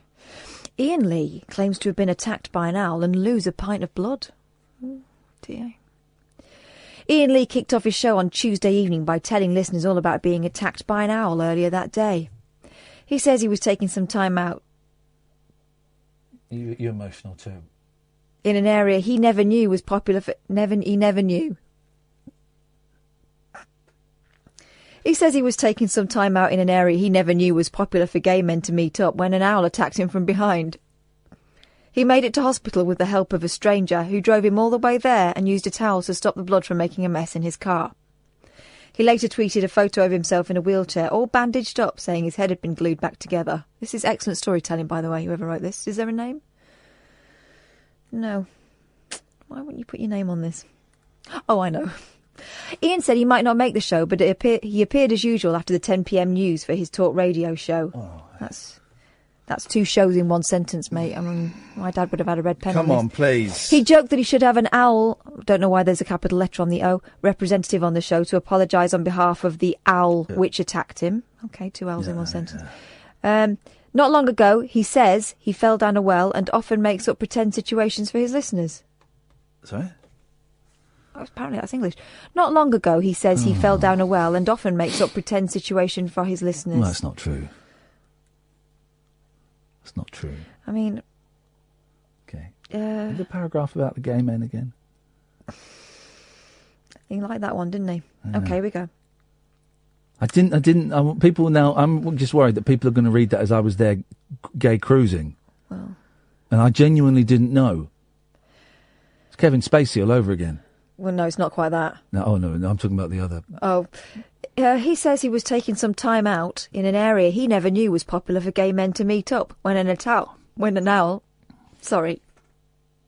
It's tough for all of us. He says he was taking some... let me just take another run up. Okay, go on. In fact, I'll do the sentence before and then I'll trick myself into reading the next one. Okay. There you go. Iain Lee kicked off his show on Tuesday evening by telling listeners all about being attacked by an owl earlier that day. He says he was taking some time out in an area he never knew was popular for gay men to meet up when an owl attacked him from behind. There we go. That's my day. How's your day going? Good evening, Gerard. How you doing, Catherine? Okay? Oh, yeah, I'm fine, thanks, Gerard. Fine, fine. Listen, Ian, a very, very poignant moment you were talking about that movie, the You See in America, with that guy, Rogers, I believe. Yeah, Mr. Rogers. Yes. Very, very poignant, Ian. I made a reflection on my mother. Oh, yeah. So she's still alive, like, Ian, and I heard you saying you were going to go and see her. Listen, Ian, go and see your mother. Yeah. She's a pillar. She was obviously been the pillar of strength for me, like, you know. Ken always was going, I was in a bad place a few years ago, like, you know, not in a very good place. Could say two-handy with the nostril and the £20 note, seeing if you know what I'm talking about, Cassie. I know what you're saying, Gerard. Yeah, my drift. If it wasn't for my mother, exactly, buddy, good call. If it wasn't for my mother, I wouldn't be in the best place where I'm now, like, buddy, you know, so stick to that one, Ian, stick to that one, definitely, buddy. All right. Thank you, man. See that movie, Ian? See that movie? I heard you saying it might not go national to some of the sort of the big complex like Ken, but seeing up here in Glasgow, you've got it's the long road there, and anyway, you've got sort of one or two independent cinemas. Yeah. I don't know if it'll be maybe framed to one or two independent cinemas in the UK. That's something we need to look at. What I'll do, I'll actually look for it up here in Edinburgh and Glasgow, because there's an independent cinema. In That's Edinburgh. the kind of place it's going to go to, like an art centre or an indie cinema. It's not going to be in the Odeon or the View. Or the View. That's if it gets a release over here, because getting films released in different countries is a really tough thing to do, and you know, not many people know who this guy is over here, so it may not, but if it doesn't, I'll get the DVD and you can borrow my copy if you want. Aye, definitely, I'm up for that, buddy. Oh, and secondly, Ian, I'd like to be the second person to take that book, buddy. Oh, Gerard. Right, I'm going to pass you back to Sam in a second, Gerard. Oh, this is great. Perfect. We're going international. Ian, I'm up for that, buddy. I'm definitely up for that, but it's a good way of registering what goes on. Yeah. Obviously, you've got the Ofcom malarkey, and I know the working in the industry, they're regulated by certain but the government, like kind of clangos, as they call them, like saying, you know. Yes. Ken, so I work for an organisation who's heavily regulated, so I know what it's like, you know. Yes. But that's a good idea, Ian, definitely. I'm up for that, so I'll be the second person Gerard, to take that book for the You're a legend. Caller, do we know how long Eben wants it for yet? Did he say? Are we going to find out? We'll speak. All right, Gerard. Just whatever. If he's got it for a couple of days or a couple of weeks, I'll take it. Then after, you know, I'll follow up for that. Gerard, I'll follow up after that. Ian. Stay on the line. I'm just going to pass you back to Sam. He's talking to someone, but he'll speak to you. He'll get your name and address. You're the second person to get the late night alternative logbook. Thank you, buddy.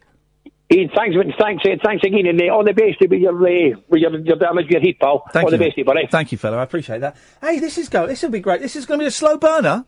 The logbook. For those who missed the beginning of the show, the logbook, we have a late night alternative logbook. It's a big red moleskin expensive book, and we're going to send it. I don't want to see this book for another 6 months. I don't want to see it for a year, really, but I certainly don't want to see it before Christmas. So we're going to send it out to you. Eben is going to be the first person to have it. He has it for a minimum of 2 days, a maximum of 2 weeks, and he has to log down what happens in every show. And if he misses a show, he kind of has to make it up, and I'm happy with that. And then when he's finished, it's going to get sent on to Gerard in Scotland. We're international. You can be anywhere in the world, by the way, dear listener. This is on our dollar, okay? This sending it out. If you send it on to the next person, we'll reimburse you. Don't worry about that. We'll get it sent recorded delivery. Annoying. And this could backfire. Could get lost. Or it could be a bit of treasure that in 6 months' time we put on display somewhere. That's what I'm thinking. Let's go to Dan. Good evening, Dan. Good evening. How are you? Thank you. Very well, thank you, Dan. Apart from the fact I've got a blinding headache and I think I'm going to throw up. It does look like you've got, obviously I'm watching on YouTube at the moment, it does look like you've got a teeth owl on your head. Oh. Okay, thanks very much for calling, Dan. Let's go. He's waited 45 minutes for that. And almost every time, he spoils it for everyone. Let's go to Greg. Good evening, Greg. Oh, hello, Ian. Hello, Greg. Long-time listener, but first-time caller. Oh, thank you, sir. What's prompted you to pick up the phone? Well, I'll tell you, actually. I was going to say it's good to have you back in one piece, but maybe not so. I'm in one piece. They glued me back together. Oh, that's good to hear. But I was going to say, last week when you was in New York, you gave me a little bit of pleasure in my life, believe it or not. You sort of cheered me up one day. Oh, yeah. What did I do? Well, I don't know, 6 weeks ago, I was watching you on YouTube, your show, and you had a T-shirt on. Yeah. And because I'm a big martial arts fan, There we go. Mainly Bruce Lee, but Yeah. you had a T-shirt on, and I took a screen grab, and on Twitter I said, what's the name of his film which you had embossed on your T-shirt? Yeah. And Catherine said, that's Angela Mel in something, I forget Can't remember now. what the film is. I was wearing this T-shirt yesterday. Yeah, go on. And I said to Catherine on Twitter, I said, well, next time you're in New York, she's got a restaurant over there. Oh, yeah, I went there. I know. You tweeted me a photo. And you're Greg Probert! That's it. Oh! Sorry, I've just made a connection. Greg Probert! It's Greg Probert from Twitter. He tweets me about Bruce Lee and Bruce Lee and clones of Bruce Lee and stuff. Mate! Yes. I tweeted you because I knew that you'd be one of the only two people I know on Twitter that would get where I was. Yeah, Matthew and Michael Worth, probably. For those who don't know, Angela Mao, she's a Hong Kong actress. She was Bruce Lee's sister in Enter the Dragon, and she had quite a successful career on her own. Then she disappeared, and a couple of years ago she popped up. It turned out she owns a restaurant in I think it's in Flushing, which is quite a bit out of Manhattan in New York. And I went there. I think Thursday or Friday. She wasn't there, Greg, but I spoke to her son, Martin, I think his name is, or George, I can't remember. And I spoke to her son. I had a lovely lunch. I spoke to her son and said, I've come all the way from the UK. Your mum's story made it over there, and please tell her that I think she's brilliant. She's a legend, and she's doing really well, apparently, Greg. Oh, yeah, I've seen recent photos of her. As well, but there's a photo of her in the papers, right, with her, and there's a flower behind her in a window. That was in the restaurant I was in. I could see where that picture was taken, and honestly, it was a thrill, man. It was, it is a thrill for you to tweet me that photo. Oh, because you thought you remembered that I mentioned about it, and you actually went there. Oh, I knew you'd get it. This is my new philosophy after seeing that Mr. Rogers film, Greg, is to make Twitter a loving place of an echo chamber of art and love and performance. And I thought that I thought it would be a gas for you to see that I'd gone there. So that's why I sent you that picture. It certainly was, Ian. Bless you, brother. I could speak to you all night about Bruce Lee. I've been a Bruce Lee fan since the age of 10, and I'm 47 now. Me too, man. I've been to Seattle twice for his grave, and I've been to loads of conventions, met Jim Kelly. Oh, shut up! Really? John Saxon, yes. Producers of Enter a Dragon called Paul Heller. Yeah. I met Robert Baker. I don't know if you recognise that name. But does he play the Russian in Fist of Fury? The Russian, yes. He was Bruce's personal bodyguard for. Yeah. I've met him. I've got photos on my wall, and I've got a 2-year-old little daughter. Yeah. And there's a signed picture of by Robert Baker of Bruce Lee in Big Boss. Yeah. And it's on my wall upstairs every night. She's only about 2.5. She says, no, Bruce Lee. Oh, mate. Get her a Game of Death tracksuit and some nunchucks. I have, yes. Of course you have. I'll tweet you a photo of my daughter with a Game of Death tracksuit. Greg. She's outgrown it now, but she's certainly had one. Greg, listen. Go on, Kath. By the way, that T-shirt had Dance of Death on it. Dance of Death. There we go. Greg, listen, we've got to go to the news. Give me a call back any time you want, brother, and I'm really glad you got the picture and the reference and it made your day. But I'm just so glad. Oh, don't be nervous about it. I know you are. You come on any time, Greg, and it's lovely to talk to you. I really enjoy your tweets as well. Thank you, man. Thank you. Bye-bye. There you go. Oh, what? I forgot I went to Angela Mao's restaurant. She wasn't there, and I could have phoned up, and it took me ages to get there because it's in the middle of nowhere. Flushing.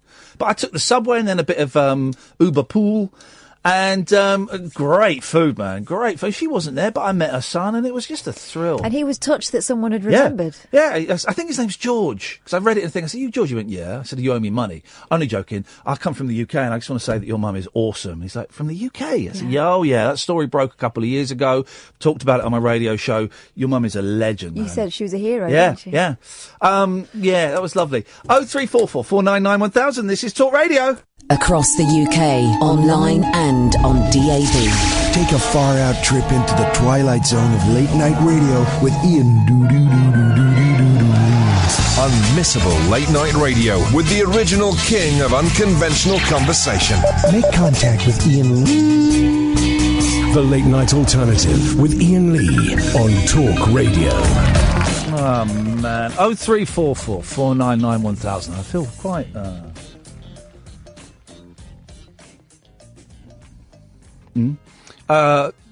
I feel quite nauseous and a bit dizzy after this whole owl thing.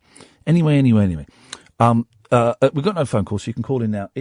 I'm just online, and it's made OK Magazine. My suffering is, once again, other people's entertainment. I'm in OK Magazine. Shall we click on the OK Magazine link and see what it says? Let's click. Okay.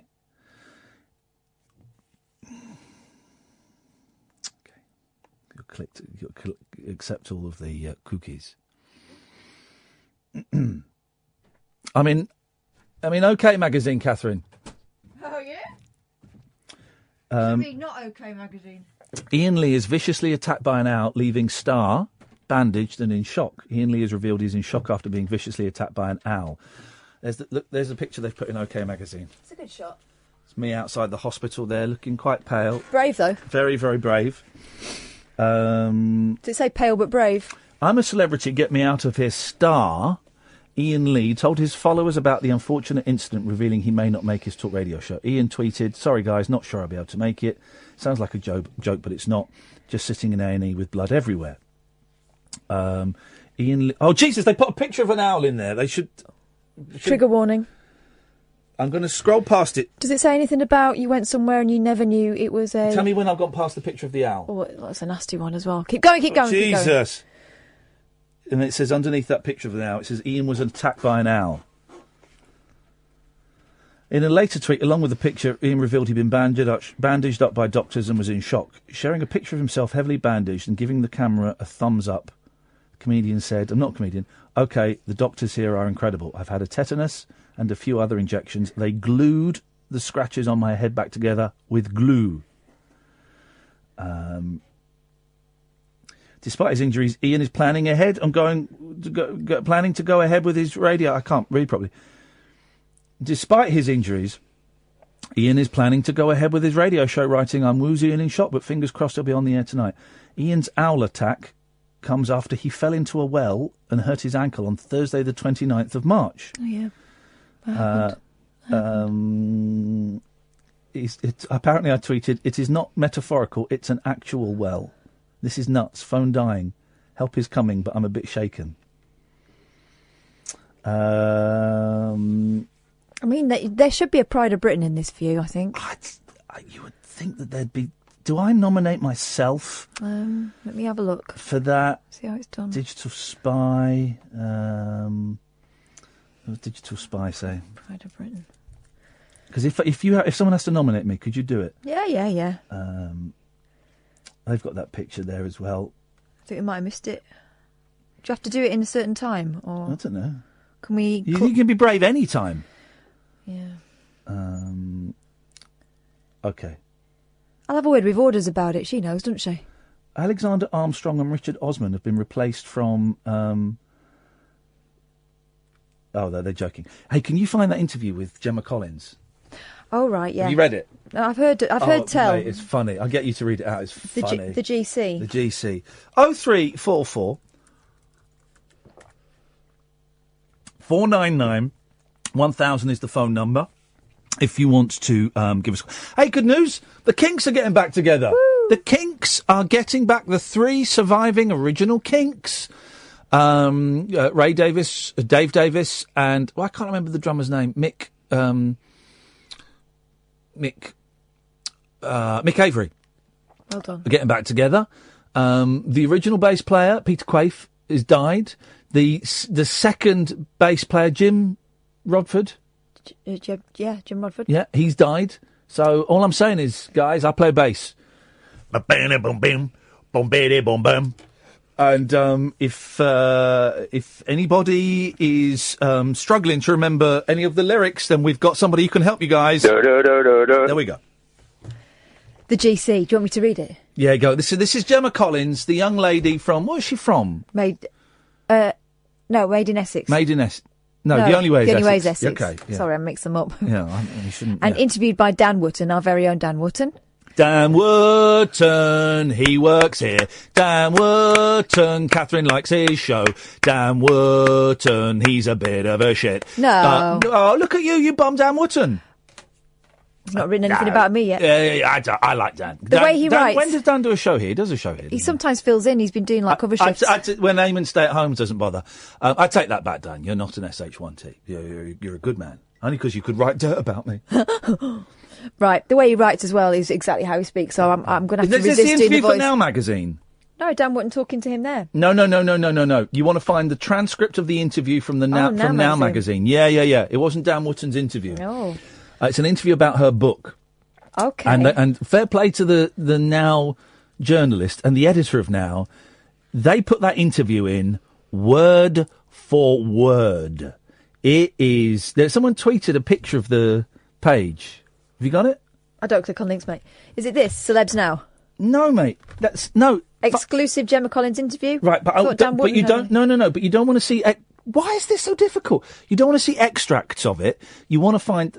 You want to read the interview as it is, word for word, okay? All right. You do that and I'll speak to an alcoholic blind man. Good evening, Manny!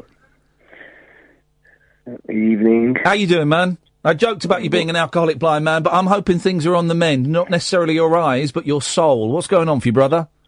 It's good. Yeah, really? Yeah. Why don't you tell your face and your voice? Why don't I? I don't know. They don't listen. Mm-hmm. They don't How was your holiday?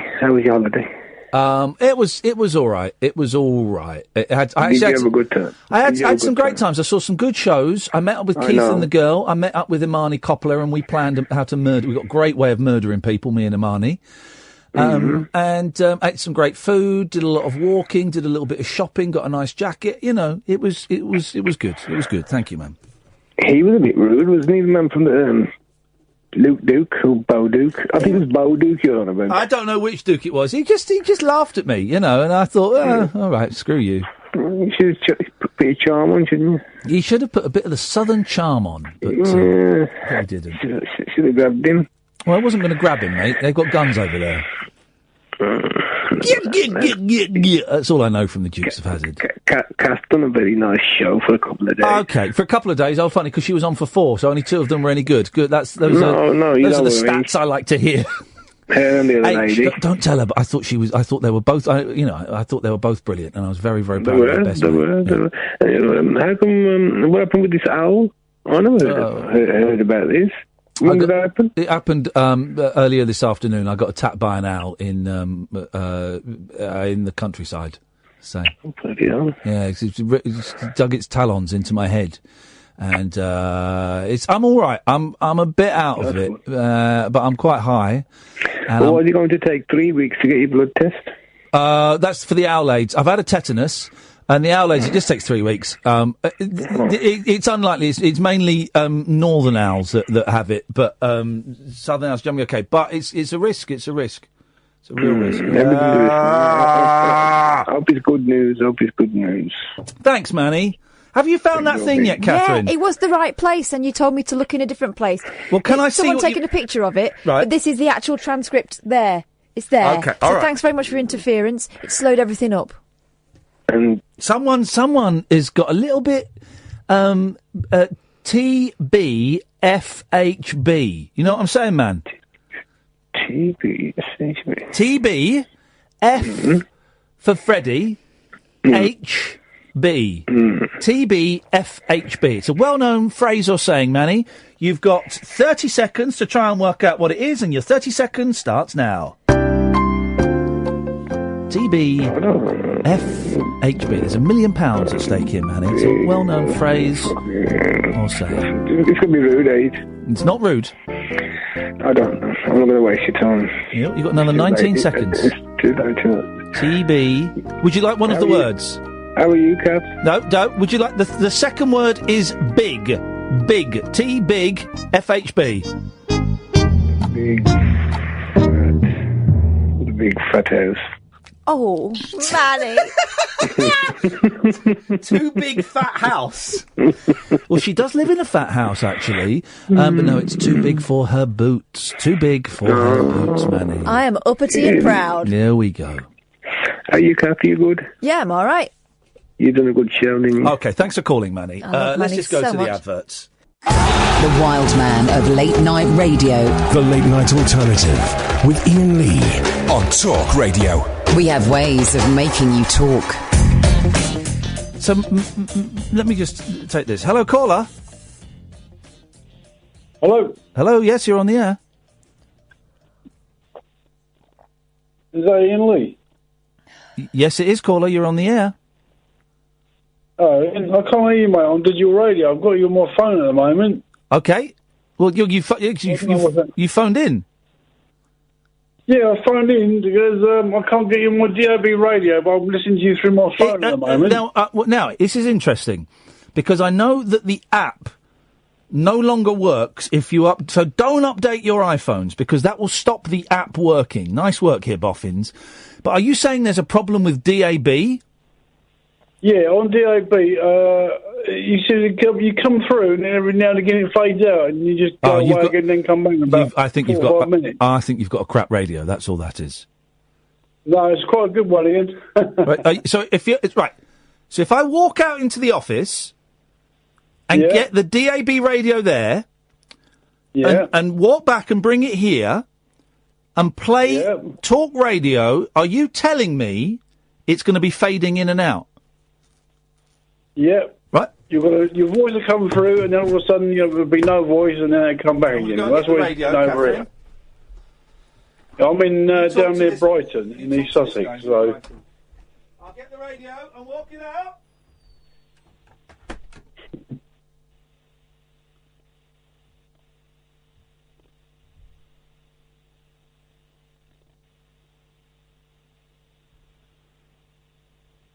It's gone now, actually. Yeah, he's just gone to find another radio, but I'm getting people sending me messages saying their radio works fine. Have you tried doing another? Have you tried auto tuning your radio in again? I haven't for a while, Kath. No. Might be worth a go. But I can try that. I can't, I suppose. But I'm listening just for it on the mobile phone app at the minute. Right. It seems to be all right on there. It just seems to be on DAB. Well, the app. Mate. Oh, we've got a DAB radio here. We've got people on YouTube saying they're still okay with their DAB. Oh, no. He has told me that this is not gonna work. So let's see. Here we go. It's talk radio. Don't actually. We're gonna get. Here we go. Right. Now, so we go. DAB radio here. Right. We've got people on YouTube. So this is the radio now. This is right. So right. I'm going to be quiet now. And then the next voices you hear are going to be us from a few seconds ago in the past on DAB. Is that all right with you, caller?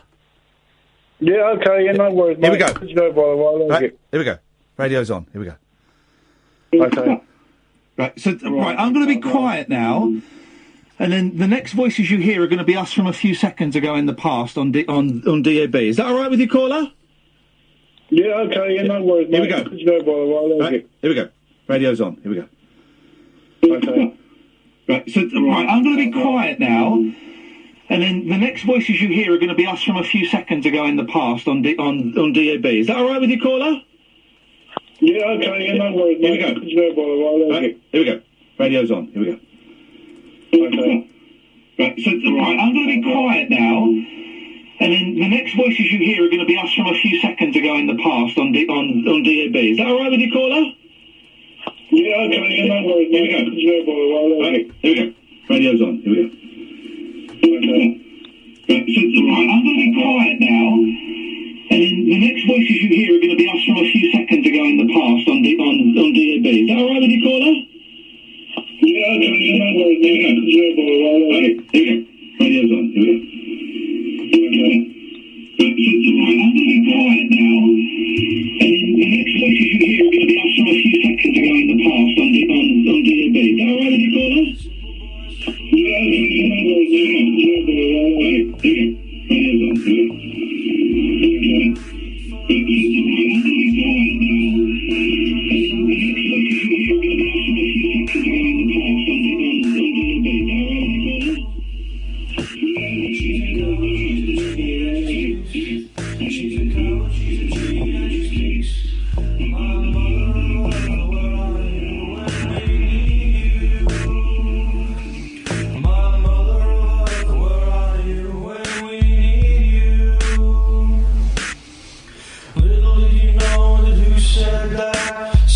ship floating on a cocos might floating. Ride around the rock on the face of the clock. She's shrill ringing, singing in a big band mission. So she said, so she said.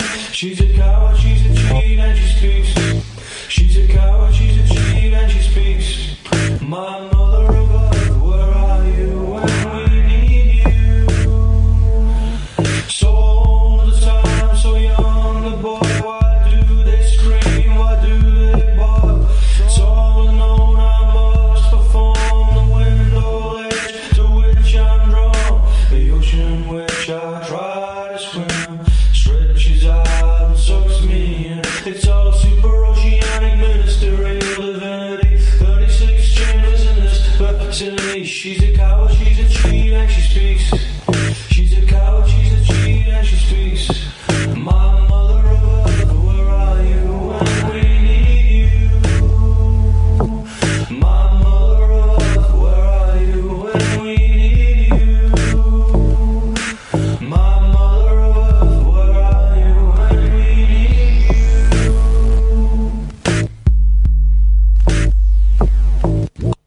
Yeah, it was a bit funny, wasn't it? 0344 499 1000. So Gemma Collins, who I've worked with years ago, but I like Gemma, but some people don't. So she's got a book out, and she did an interview for Now magazine. Catherine, could you read the whole thing? You can even do voices if you fancy. Oh, I will. Yeah, of course you will. No, you need no invitation for that. Hi, Gemma. How are you? I'm very good. How are you? I'm good. What have you been up to today? I've been doing loads of interviews for my book, just like I'm doing now. It's been very full on. So, tell me about your book. How did it come about? Have you read it, hun? No, I haven't, I'm afraid. Okay, so you're doing this interview without having done any research or read the book or anything? Oh, I wasn't sent it. PR says it's only been sent to certain people and it's not out yet. She'd have been lucky to have already read a copy. Who'd you work for? Now magazine. Gemma to her PR. All these questions need to be about the book, and if they haven't got the book in front of them, they would have been briefed on the book, though. OK, have you been briefed on the book, hun? Yes. All right, go for it then. What is it you wanted to ask me? How did the book come about? Well, basically, I read Pocket Kim Wisdom, a book of quotes from Kim Kardashian. My mum bought it for me, and it was absolutely hilarious. So I thought, you know what? I need to do my version of it, and it's literally what I've done. This was my whole inspo for the book. And what kind of advice do you have in there? Have they given you any stuff from the book? Then you'd know. It's going to be hard to do this if you don't know. Basically, it's a real fun guide to life and the best version of you. How have you specifically earned your divaship? I've been through a lot in my life. I'm a real ambassador for all the girls out there. And basically, yeah, that's that really. I'm GC, baby! What's the best advice you give in the book? Well, if you read it, you'd know. So I think wait until you get a copy and then you'll be able to embrace the book. It's hard to do an interview if you haven't done any research on the book or sent it. So I'm going to get them to send you a book and then you can read up on it and then maybe we can do this another time because we're meant to be doing an interview on the book. But if you haven't got the book in front of you, then you won't know what it's about. Do we have the next question? That's PR. Do you see what I'm saying? It's hard for the girl to do the interview if she hasn't got the book and stuff. Absolutely. So what was your next question for Gemma? What they weren't about the book specifically? Okay, so this was meant to be about the book. Basically, any of the interviews have to be about the book. Anything else isn't relevant. Darling, don't worry. We're going to get the book publishers to send everyone doing an interview the book. Thank you. Bye. They published it word for word. That is incredible. Wow. I mean, because the rules of the game are, you've got a book to plug. You do a 20-minute interview. 5, 6, 7 minutes is about the book, and the rest of the interview is about, you know, unless you've been specifically said you can't, the rest of it is about, you know, life and what's going on and stuff like that. And as long as you got the book at the front and at the end, then everyone's happy. There is an art to doing it, and when you watch the interviews that people do on TV, like Good Morning, watch GMB one morning, right? You'll see people going on ostensibly to have a little chinwag, and they'll drop the book title in about 3 times. Yeah. And there'll be high fives all around when they come off camera because they've managed to charm. That's the whole point. You charm people into reading it. You don't tell them exactly what's in the book because then it's pointless people reading it. How are you finding life at the moment? Well, I wish I'd had this book a couple of years ago because it would have sorted me out because it just tells you how to deal with things. Or as you'll hear in the book, I mean, I've had a really hard time. I'm not going to go into it all here, but let's just say, and they might give you like one little tidbit from the book, but you don't tell it. You don't go right page 5 if you'd like to. All... Have you read the book? No, we haven't sent any copies of the book out. Well, she needs to. It's just fantastic, isn't it? 0344. And thank you for that performance, Catherine. 0344 499 1000 is the phone number. You know is that a meme? You know the meme, and I never really understood this. A meme. You know that Gemma Collins called it a meme. A meme. You know that meme? I'm showing it to you where it's the guy looking at another woman while his girlfriend watches him, and he doesn't realise he's been. And spotted. I don't know what that is for, but it's been used for lots of jokes. It was a stock photo, and there's a few of them, like them walking along, this couple, and then she walks by. It became a phenomenon. Yeah. And, well, someone has done some research into the girlfriend, the girl on the right. Okay, and this is quite funny. It's going to be tricky to describe.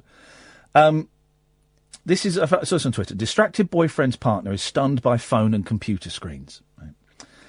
The distracted boyfriend meme, based on a stock photograph of a man looking at another woman while his partner watches in disgust, has been a phenomenon. There's now another backstory to the woman's life. So this woman on the right we're looking at, right? The disgruntled girlfriend. Yeah. Right, so this is some guy called Ernie Smith, short form Ernie on Twitter, right? Know the girl on the right? I have something to show you guys. She's easily shocked when she looks at screens. And so there's the girl looking at a mobile phone, big bug eyes, mouth. Look. Next one. I mean, really, really shocked. How would you describe that? It's the same girl, same face, different shirt, different day, different phone. Okay. Absolutely in disbelief. Same again. It's the same girl, a different shirt, probably a different day, different phone, still shocked. Her friends are shocked too. So there's a picture with her doing the bug eyes, the mouth, looking at her phone, and she's got 2 friends doing exactly the same faces. She's even shocked when using a laptop. She's cornered the market in shocked. And things are shocking even when she's with her friend, and it goes on. She's even shocked when she's wearing a blue shirt, but not as shocked as she usually is.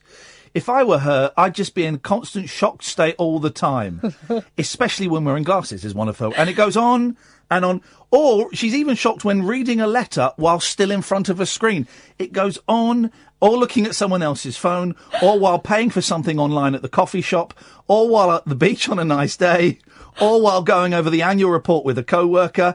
And here's one where there's no computer, or even without a phone at all. It's so someone, and it goes on that she's quite possibly they think she's a Spanish model, and these are all stock photos. So she, it's one of her jobs. So she goes around and she takes all these pictures and things. But someone, this short form Ernie, has put in the work and has found all of these stock photos of her doing shocked faces. Oh, it's great. Do you know, I'll retweet that if I can work out how to. Another 30 minutes of this, dear listener. I don't want to say anything, but when I listened to Kath's show last night, she had a load of phone calls. And they weren't all from dullards like Simon from the New Forest who's just dialed in. So we can get some good calls, please. You had an American trucker. With a great big horn. Ha, ha. She loved it. This is the Late Night Alternative with Iain and Kath on Talk Radio. Uncut, after-hours conversation for the up-all-night generation. The Late Night Alternative with Iain Lee on Talk Radio. We'll get you talking. 03444991000 is the telephone number. What's this? James says, when you listen to the Late Night Alternative and they play weird music, you ring up to play yes word or S word. Music stops and it wasn't that feature, so cancel the call. Then get 2 calls shortly after, one private, one actual number. What the hell are you on about, man? I think you dialed a wrong number. Let's go to Simon in the New Forest, one of my favourite callers. Oh, good evening. I've got a couple of dullard points for you. Yes? Being a dullard, you know. Oh, can I just say as well, Kath? Yes? You know when you did yes word or S word last night? Yeah. Your producer wouldn't let me on. She just said call back another time. I think you probably... I thought, right, Hayley did. Probably because you'd already been on. or it had finished. Or, hang on a minute, you mean for Yes Word or S Word, you weren't taking calls straight to I did take calls straight to her. Well, Simon was not taking... You must have missed it. It must have finished. Simon went through to a producer. You must have finished. I'm surprised you had a producer working on your show, because I don't get one. I'm really sorry, Simon, that you felt ill-treated during my absence. I'm back now. Shut up for a minute, mate. I'm back now, and normal service is resumed. Thank God. There we go. How quickly they turn. Kathy, you were great. And by the way, can I just say S word? That was for last night. Oh, no, yes word, sorry, yes word. What? No, I thought it was really good. I'm going to cut him off now, he's being an idiot. Look, and Chris enjoyed your shows. Chris enjoyed your show. Good, I enjoy Chris. 0344 499 1000 is the telephone number if you want to give us a call. Oh, I should just say, no spoilers here, guys, but The Staircase, right? It's on Netflix, big documentary series. It's another one of those murder series that are really popular at the moment, and Netflix seems to do them really well. And I'm quite late to the party, but I watched half of it on the way out to New York, because they were, hey, Caddick, flipping hell, right? So flying out to New York, right, Norwegian. So it wasn't on. It's that thing where you book tickets on one flight, but then you're on another airline. I was on Wamos. What? What's Wamos? Spanish, I think. Wamos? Wamos. Right, anyway, so you're on there and you think, right, going to settle down, going to watch some movies. Yeah, because when we went to New York, it was supposed to be Finnair and it ended up being American, didn't it? Yeah, but we have movies. Yeah. Right, so now, all the flights I've been on in this century, you get your own controller and you can go through hundreds of movies. So we got on the plane. No movies. No, the controller was screwed into the arm of the chair, thinking, oh, this is bad. I'm slightly disingenuous. They showed two movies that you had to that they just showed them and you had to watch them. What, like in the olden days where there was one screen down the bottom? It wasn't a screen. And one in the middle. I thought they were going to do that. I've been on a plane, actually, where they did that once. Plane to Hawaii. But no, it was on the screen, right? The first film they showed was Murder on the Orient Express. Flipping it. The second one was Justice League. I thought, I'll watch Justice League. They didn't have any headphones, so you had to plug your own headphones in. The headphones only worked in one ear. And I didn't know you could get Justice League on VHS, because the quality would imply, you know, when you go to, you don't get it so much now, but you used to go to like old post offices and that used to be video rental. Yeah. And they'll have a big bucket of VHS tapes, 50 pence or, you know, 3 for £1, yeah. Right? With crap tracking. It was that quality. So I thought, stuff that. So I watched some of The Staircase on my phone, but I didn't have a battery charger or anything. So the thing went out. So, yeah. But so I watched half The Staircase flying out and half coming back. I've done it. I've seen it. There's 2 new episodes that they've had up there that weren't there before, right? And so I'm really into it, and I've done it. And then, so loads of people said, oh, you should listen to the podcast Beyond Reasonable Doubt by Chris Warburton for 5 Live. It's like a BBC podcast. And I was thinking, I've just sat through 13, 14 episodes. That's a big commitment. I cannot sit through the whole story again in podcast form. But then I listened to the penultimate episode. There's some new episodes coming out of this Beyond Reasonable Doubt. So I listened to the penultimate episode, and it's an interview with Michael Peterson, the guy that's accused of the murder, right? And so I listened to that. And I quite enjoyed it. And then I'm listening to the one after it. And actually, I'm going to do the whole series. Anyway, Chris Warburton is coming on the show next Wednesday. And he's got a couple more episodes that are going to be... His series is finished, but because Netflix dropped 2 more episodes, he's going to drop 2 more episodes. And we might be in one of his... He's asked if the interview, you know, covers ground that he's happy with, can he put it in the podcast? I said, dude, of course you can. Might be in a BBC podcast. Up yours, 3 counties. So he's going to come on the show next Wednesday, right, to talk about that. Because here's the thing. The Staircase is very heavily biased in favour of Michael Peterson, the guy accused of the murder. And apparently the podcast is more impartial, possibly favoured towards the murder victim. You know, so the series kind of, you know, no spoilers. but the bias is there and is pretty obvious to see. And the podcast comes up with different conclusions to a few of these threads, lots of different threads, and the podcast comes up with slightly different ones to the thing. And also he told me something really interesting. Here's something for you facts fans. It's not a spoiler. Michael Peterson has had, I don't know if he still had, a 15-year relationship with the editor of the documentary series. Oh. Now, you're a journalist. I'm listening. I'm going to get up and turn the heating down a bit because I'm a bit hot.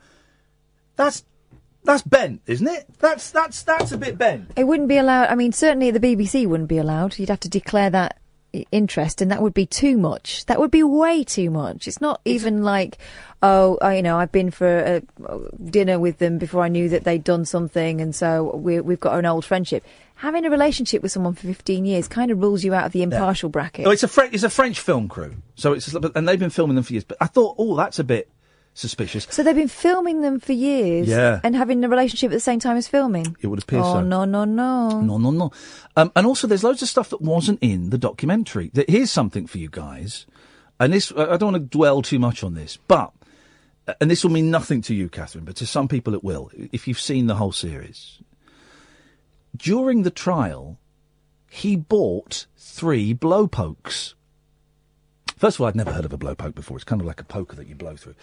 But he bought 3 blowpokes. That wasn't mentioned. There's loads that isn't mentioned. Anyway, so Chris has done this podcast. He's interviewed Michael Peterson. He's interviewed a lot of the key players, all of the key players. He's going to come on the show next Wednesday. So the first hour next Wednesday, this goes against everything you're taught in radio. If you're halfway through the staircase or if you intend to watch it, don't listen to the first hour next Wednesday because we are going to... Or do what I'm going to do, binge between now and then. Binge, but there's going to be spoilers because we're going to talk about the ending, we're going to talk about the new episodes that dropped recently, we're going to talk about everything, okay? And we'll remind you again on Wednesday.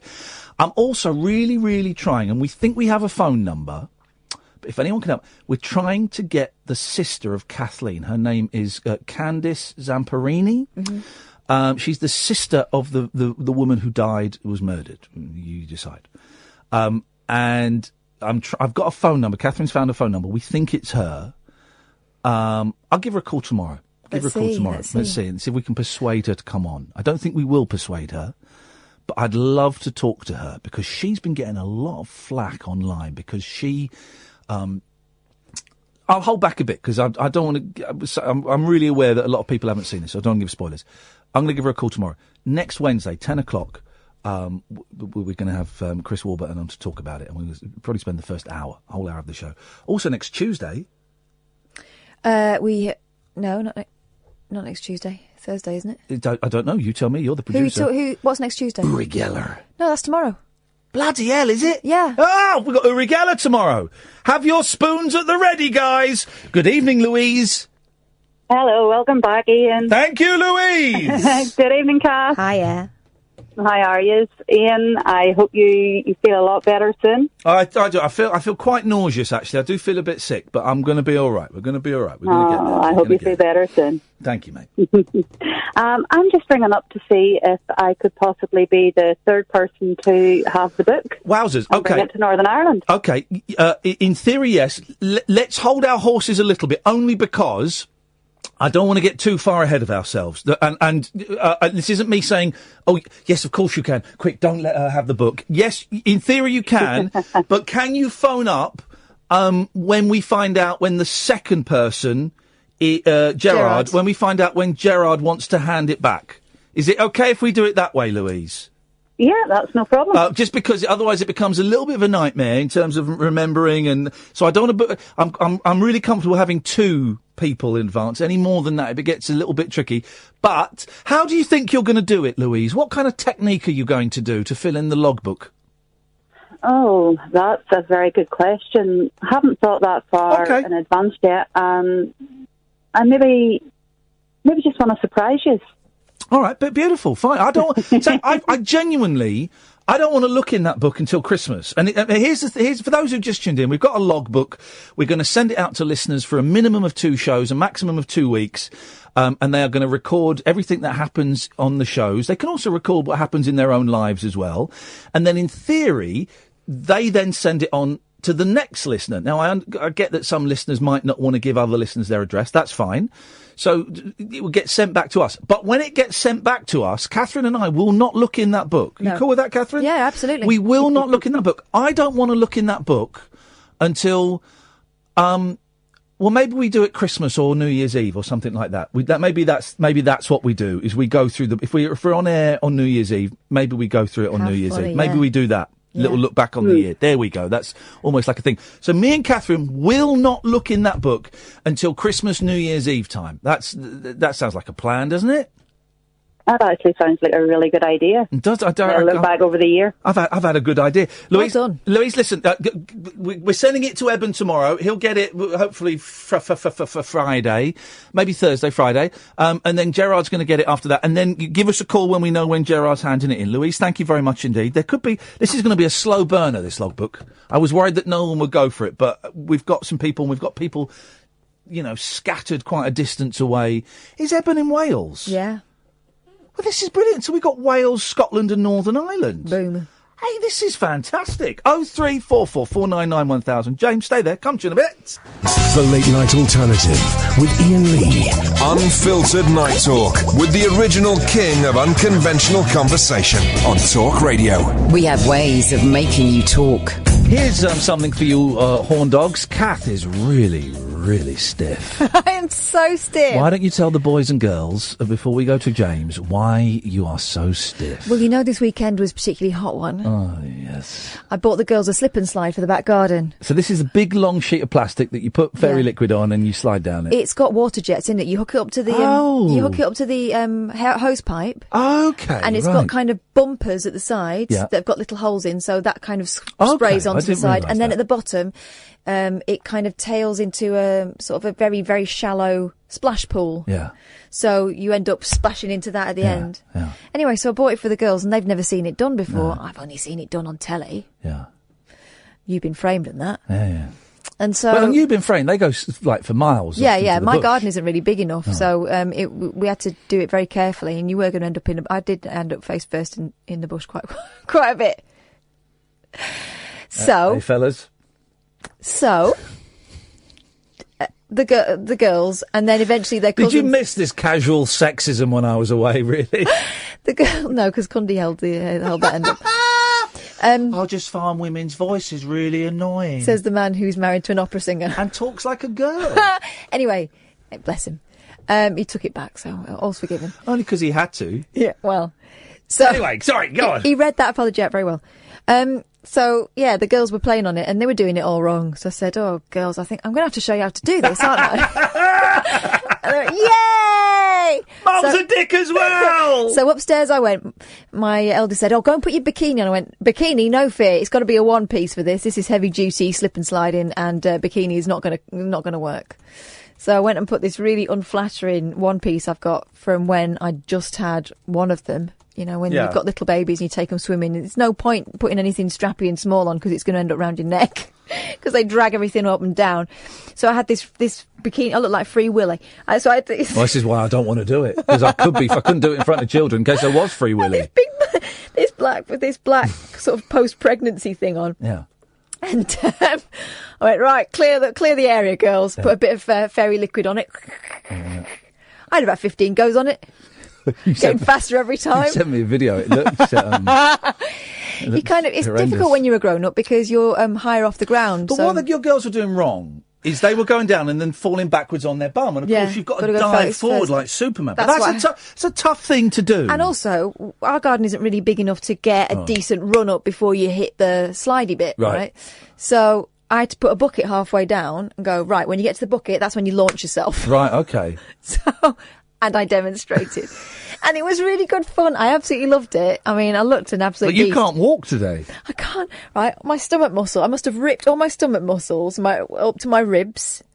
My thighs are killing me. I feel like I've been doing a workout. I was walking down behind Catherine down some stairs. I'm all right going upstairs, but downstairs it's really bad. Honestly, every step...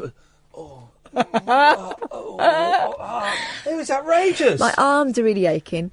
So what I'm saying is, save yourself 40 quid a week going to the gym. These things are like a tenner at the supermarket. Get one of those.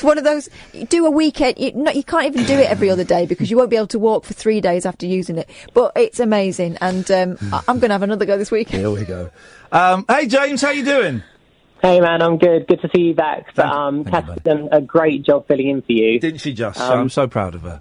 I did tune in 2 days in a row, and they were talking about willies both times. Hey! What else is there to discuss? Whoa! Yeah, well, exactly. We all know that willies are the most important thing in the world. Everyone loves I've actually I've just gone out for a walk. Just enjoying the weather, to be honest. But nighttime weather. Is there weather at night time? Yeah, dark. Okay. Dark weather. Hold up. What the hell? What? What? James? Uh-oh. Oh, James, get stuffed. I'm not having that. Oh, that's terrible. We gave him free tickets to some of our shows once. And now he's barred. I want a photocopy of his horrible little face. It's stuck up on the doors with a mark through it, like they have at petrol stations. Twit. Twoo on it. Good evening, Lorna. Oh, hi there, Ian. Hello, Lorna. Nice to talk to someone sensible at last. Well, I'd hang Be fire on quiet. Yes, Lorna. Hi. Well, having heard there's been volunteers for the logbook from Wales, Scotland and Ireland, I want to put my hat in the ring for being the English contributor. At last, England rises to the challenge. Lorna, what are your credentials? Are you a journalist? Do you keep a diary? Do you write a shopping list? Yes, I do shopping lists. I'm a former English teacher. At the moment, I'm doing marking English GCSE exams. Oh. I think you might be overqualified. Oh, no. She's certainly the most intelligent of all the listeners that we have. An ex-teacher, flipping it. Hey, listen, Lorna, when you're marking the GCSEs, right, and you see someone who's tried really hard but isn't that bright, are you allowed to, give them a few extra points? Do you... All right, allowed. Let me take that back. Do you sometimes give people a few extra points because you feel sorry for them? Yeah, if I can find something in the mark scheme to back it up, yes, and I can usually find something. And like neat writing? Yeah. And do you ever take points away because you just don't... sometimes you get a vibe when you're reading something that you think, I don't like this person. I bet they're a real tosser. Do you ever mark them down from a B- to a C+ because you just don't like the vibe from them? Not now. Not now. I'm doing exam. But you used to. But when I was marking in school for certain kids, yeah, definitely. Just because you didn't like them. Wow. Were you the sort of I didn't like them, just I didn't like the way they treated the people, maybe, that kind of thing. Oh. This is great. Were you the sort of teacher who'd put a question mark next to a paragraph and you were marking what? What you on about? Yeah. Brilliant. Right, Lorna, listen, thank you for expressing an interest. I'm going to say the same thing I said to Lou. Keep listening, and when we know when Gerard is going to be handing the book back, then we'll be looking for a third person. So listen, and if you don't get it this time, you will definitely get it at some point, I'm sure. I don't think we're going to be inundated. Well, we've had 4 calls tonight, but I don't think it's going to be like tens of thousands of people. Just keep trying. And it's kind of 2 months worth already, isn't it? That we've got willing anyway. Yeah, so keep listening, Lorna, and call back whenever we mention it. You'll get it at some point, I promise. Okay, well done. Thanks very much, Lorna. Cheers. Bye-bye. She marks kids down in school because she doesn't like it when they're mean to other kids. That is brilliant. I knew teachers were bent. I knew it. I knew it. For those that don't know what we're talking about, very briefly, it's the Late Night Alternative Logbook. I am displaying it here. There's the front page is kind of got cartoons and graffiti. You're welcome to add to that. And we're going to send it out to listeners and ask them to fill it in and let us know what we've been doing in each show. In minute detail, in really vague detail. In pictorial form. In hieroglyphics. In lies, if you want. You can make stuff up. Oh, it would be really good. Yeah. Dan the artist. Oh, Dan will be great. We'll make sure Dan gets it. Come in, Paul. You can do anything you want with it, basically. We've got Eben is going to be the first recipient, and then Gerard, and then we'll see where it goes. We've got a logbook for the show, Paul. Very good. I love the notion of vague detail. Yeah, well, it can be either really, Or make really it up if you specific, missed it. at 10:53, Iain said that, or it can just be utter bullshine if they want. Or I don't also really the care. mood, I suppose, it inspires in people, because lots of what we do is about kind of responding or creating moods for people. Yeah. How are you doing, Mr. Ross? Very well, and I'm objecting to the people who seek to kind of chide you and take the mickey out of your horrible owl encounter. Thank you, mate. Thank you. Very quickly, when I was training on local papers back in the early 80s, there was a kind of standard job we all did. There was an owl reserve still there near Ipplepen, near Newton Abbot, right? I went out there, interviewed the guy, and he apparently did this ordinary report. Just once a year we went out there, saw his new stock, and we're going out, and he gave me a chicken wire top hat to put on. Okay, and I said, what's this for? He said, put this on. I said, really, what's it for? And he went behind his head, he'd done it before, he whacked the back of his head, and his left eyeball fell out. Oh! Fact. Okay, and what had happened was they had Siberian owls there, and they're beautiful creatures. Yeah. And you had a narrow escape. They're about 3 foot high. And what they did was, because he was feeding them, one once landed on his head, and the talon went under his eyeball and scooped his eyeball out. Whoa! And and he went around, and we did a little feature on it. I made £8 from the Daily Express by selling the story of a kind of chicken wire top hat to save his other eye. So that's how dangerous those ferocious talon beasts Can I are. just say, everyone on Twitter, what a twit, twoo, and everyone making the jokes. I stuck a couple in myself, I must confess. I said I hoped you hadn't interrupted their breeding process because you hoped to wit, to woo. But, laugh through the tears. That's beautiful. Well, But you're very lucky because your face is your fortune, as we all know. Exactly. And that's actually quite clever. And actually, I do hope. Yeah. I mean, they haven't stitched that. They've given those butterfly paper stitches, haven't they?